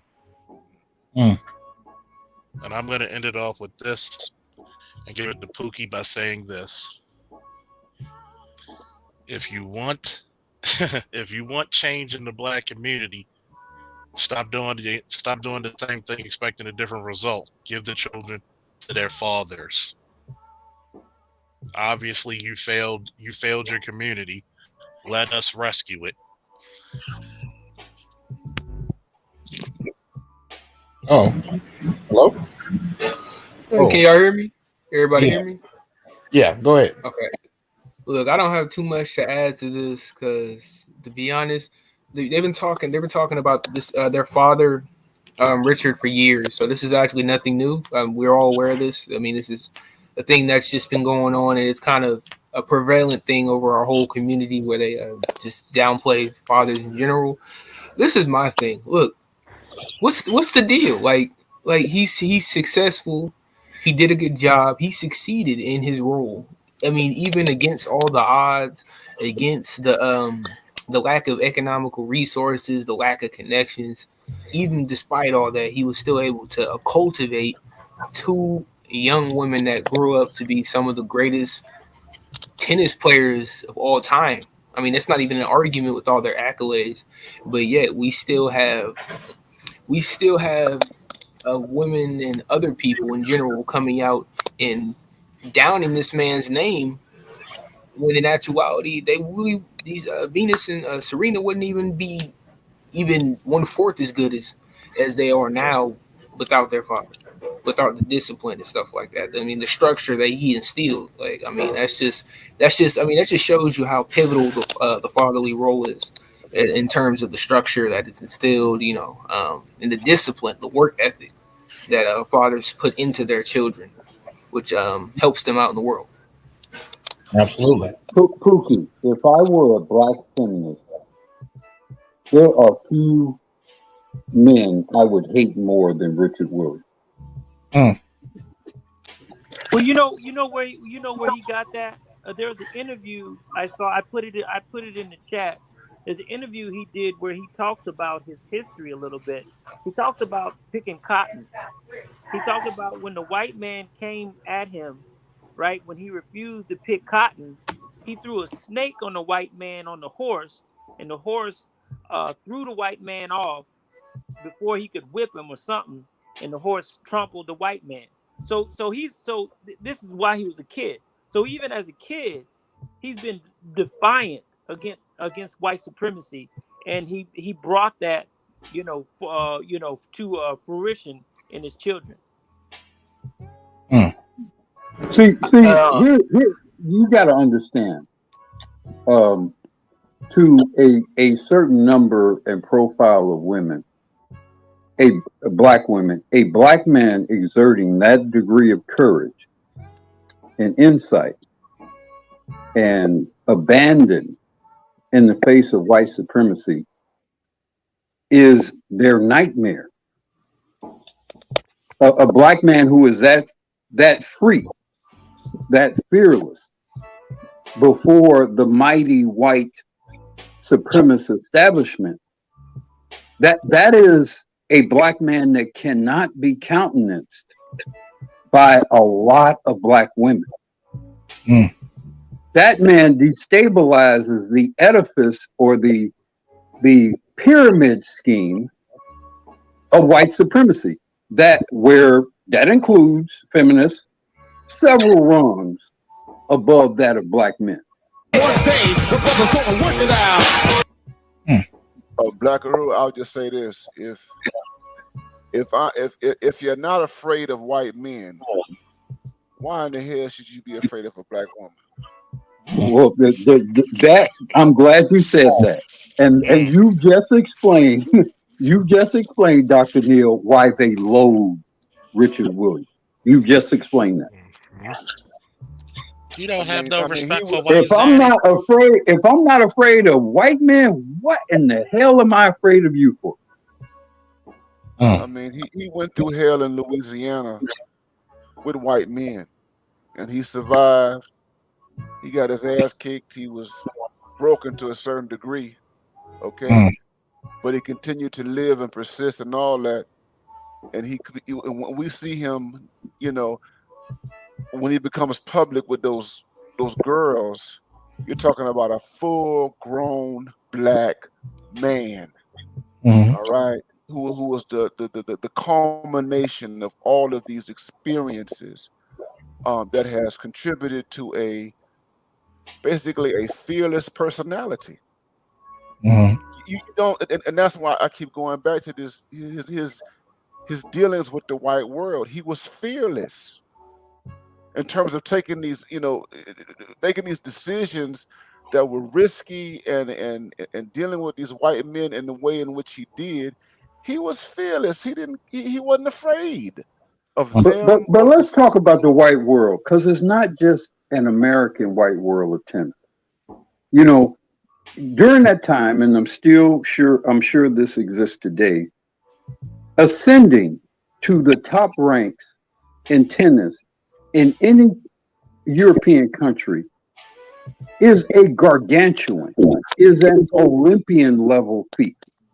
You're competing against to be a female tennis player, to become the greatest, for example, Swedish tennis player. You have probably outperformed 1 million Swedish female. To be the best Russian female tennis player, you probably have outperformed 2-3 million female prospects. Right. Those girls beat the best female tennis players of all Europe, of all possible white competitors throughout the world. It wasn't just them beating Jennifer Capriati or or Chris Evert or whatever. No, they beat all the white girls Let me on earth. correct you there. Let me correct you there, Black Yoda. No, they beat all the best tennis players of all time. Yes. Okay. And that's why I said I wish there had been a few more years between Venus and Serena, because they would have been the 1 and 2 greatest tennis players of all time. Unquestionably. Unquestionably. If Venus had been a few more years older than Serena, where she could have had more of a run, kind of with Serena waiting in the wings, they would have owned that sport for over 20 years.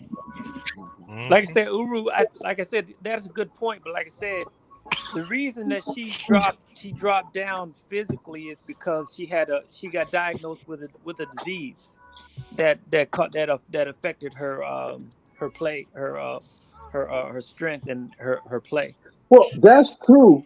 But if you have followed the sport, in about at least 5 or more Grand Slam quarterfinals or semifinals, Serena was beating Venus. Yes, she was. She probably was letting her. So championships that Venus would have won, Serena won. Well, look here, fellas. I'm gonna have to close it. So, any final thoughts? It's about that time. We're at the 3-hour mark. So, and I'm gonna treat it at random, but please be brief and give some final thoughts and go ahead and step down. So, all right, let me go. Let me shoot this in here. Bernice King, Dr. King's daughter, she says, aren't Venus and Serena, and this is to that white lady who attacked the movie on Twitter. Dr. King's daughter says, aren't Venus and Serena the executive producers of Richard King? Doesn't respecting their choice also honor their understanding of their path and acknowledge their power as women? It's a powerful story, and holistically, it's much more important than the title indicates. So even Dr. King's daughter understands that white lady is on some bullshit, and attacking their father, it does not benefit them as women, you know, in the feminist sense as they try to claim. Okay, much appreciation, brother Ian. Thank you. Yes, I. Yes, I. Peace out, you guys. Peace. All right. Who's up? I'm gonna say this, right? What bothers me the most about all this is, you know, I expect, you know, white folks to say this and say that and do what they do. But what bothers me the most about this, you know, you look at this and you see the positive outcomes of Black children when their fathers are involved. And I feel like, you know, to some degree, if not to you know, absolutely, Black women have, I guess, traded their perception of freedom and you know, traded in their, you know, positive outcomes for their children as a casualty. Okay. You know, I think that they would prefer you know, the way things are, as opposed to, you know, their kids have, you know, better chances at success and, you know, better outcomes. You know, I was having a conversation with a female friend of mine earlier, and I told her the same thing. You know, I said, you women don't care about your children the way you pretend to. I think that you know, this is a great example that if these women were as, you know, interested in you know, successful women as they pretend to be, they would, you know, promote having fathers in women's lives. I mean, you know, you look at, you know, a lot of these women overall, I mean, daddy's girls or what they call them, girl dads or whatever the case may be. These situations actually promote better outcomes for women. Right. But it's like they're trying to push this idea that we can do it without you, and they're failing at it, and they're continuing to fail at it, and then they want to blame men for the outcome of that choice. And you know, it's something that we can all see is not working. It's not working for them. Is the doc there? Did he just fall out of there? Yeah, don't worry. There he is. My bad. Go ahead. It's all good. Like, hold up.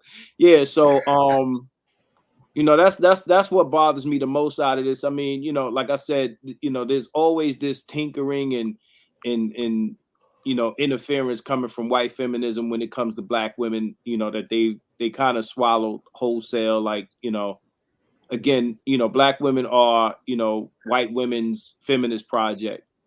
Okay. And All right. they, you know, that's their thing. But thanks for having me on here. I'll cut it short there. Thanks for having me on here. Peace to everybody. Peace. Peace. Peace. Where's Peace, the Doc. after party? Keep it 100. GG. Oh. All right, let's do it. Black Oru, what's going on, brother? Hey, how you do, brother? All right, I'm good. I'm good. All right. No harm, no foul, brother. Marcus and Ian, I might take you down. Then we're gonna go. I get Uru to Brother Charles. All right. Peace. Peace. Well, you know, there's an interesting phenomenon that I'm sure you have observed. I'm sure you doctors have observed, where we're transitioning from Black women being the overt purveyors of Black misogyny to white women and even white men being emboldened largely by the precedent that have been set by Black women, Black female misandrous. Now you have white women and even white men now very boldly condemning Black men in a way in the past that they would have had a little more trepidation, or they would use or utilize Black women to perpetuate. That's where we are now. So now some white guy or some some white woman can write an argument about colorism of all damn things. You know, I mean, this is hilarious. You know, white people create a phenomenon and then now condemn black men of that phenomenon. Yeah. So when I look at this criticism of Richard Williams, the great Richard Williams, right? And I'm going to say that, the great Richard Williams. Notice who's now doing the condemnation, who has been emboldened to do so, to refer to whatever aspects about his past that, you know, who of us know enough about or can adequately refer to. Now they can freely condemn a black man 40 years after the fact, right, no matter what he's accomplished. You guys were mentioning earlier Joe Jackson, you know, LeVar Ball, you know, all these great black fathers, children have achieved, you know, worldwide historical achievements, and they've all been either attacked or annoyed. So that's what we have now. We have an environment where, I'm going to say it, largely black women have licensed white people to freely and openly, unabashedly condemn the best of black fathers. Black women contributed to that. They created that. They licensed white people, white feminists, to be able to freely do that. So while we may condemn white people for attempting to trample on the legacy of Richard Williams, they're using a lot of the same language, a lot of the same talking points. You know, the abandoned black father, the abandoning black father trope, the abusive black man trope. This is all coming from black women. They've all approved and signed off on that. Okay. So it's easy for white people to mime those same things. So I think we should remember where some of this stuff is coming from. Okay. Much appreciated, man. Thank you for coming on up. Thanks for having me, Doc. Always good to have you. Guys have a good evening. You too. That's a good one, man. Take care. Brother Charles, last words. I'm trying to keep it a little brief, though. Keep black fathers great again. Later. Woo!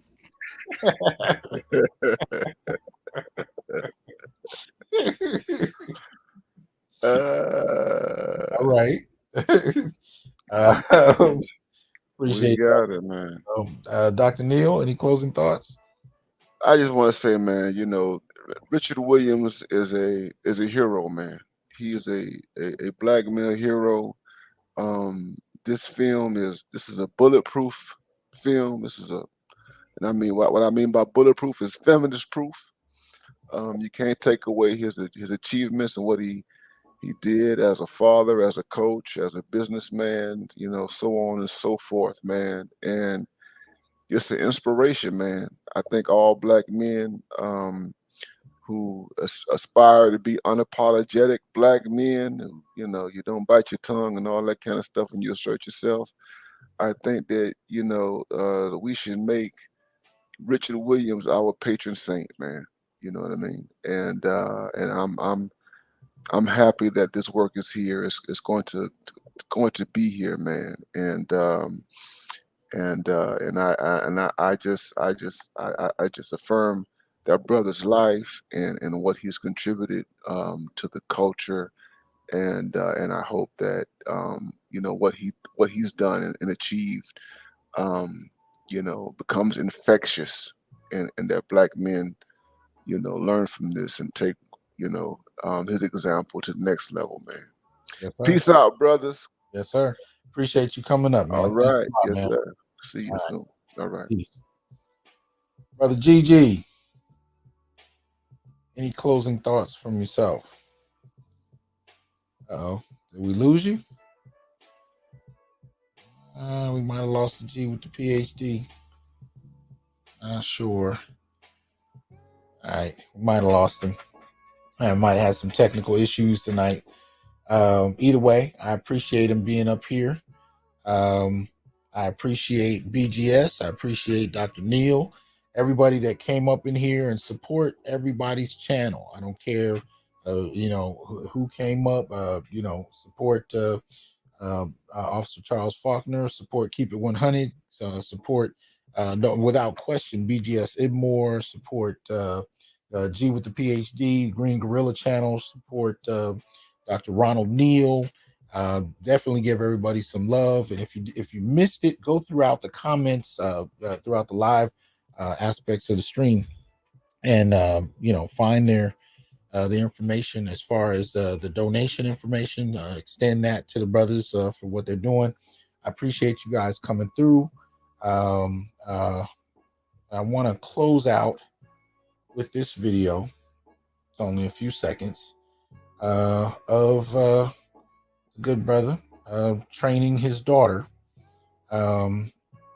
And I want to thank you guys for engaging. I'm going to do my show Wednesday night. We're going to talk about, this notion of a good black man.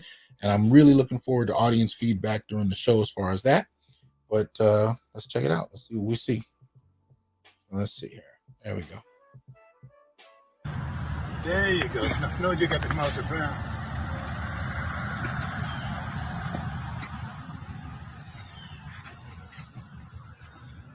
Do it again. Off the ground. There you go. There you go.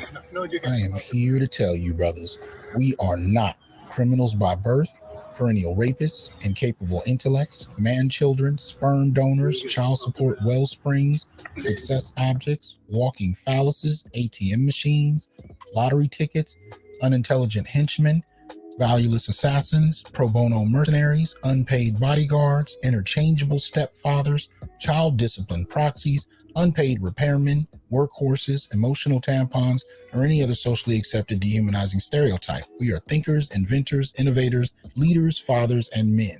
Embrace your humanity, know your worth, and extend your time, attention, and resources only to those who genuinely respect you. And remember, your worth is not defined by meeting other people's narcissistic and selfish and unrealistic needs. You define your worth. Peace.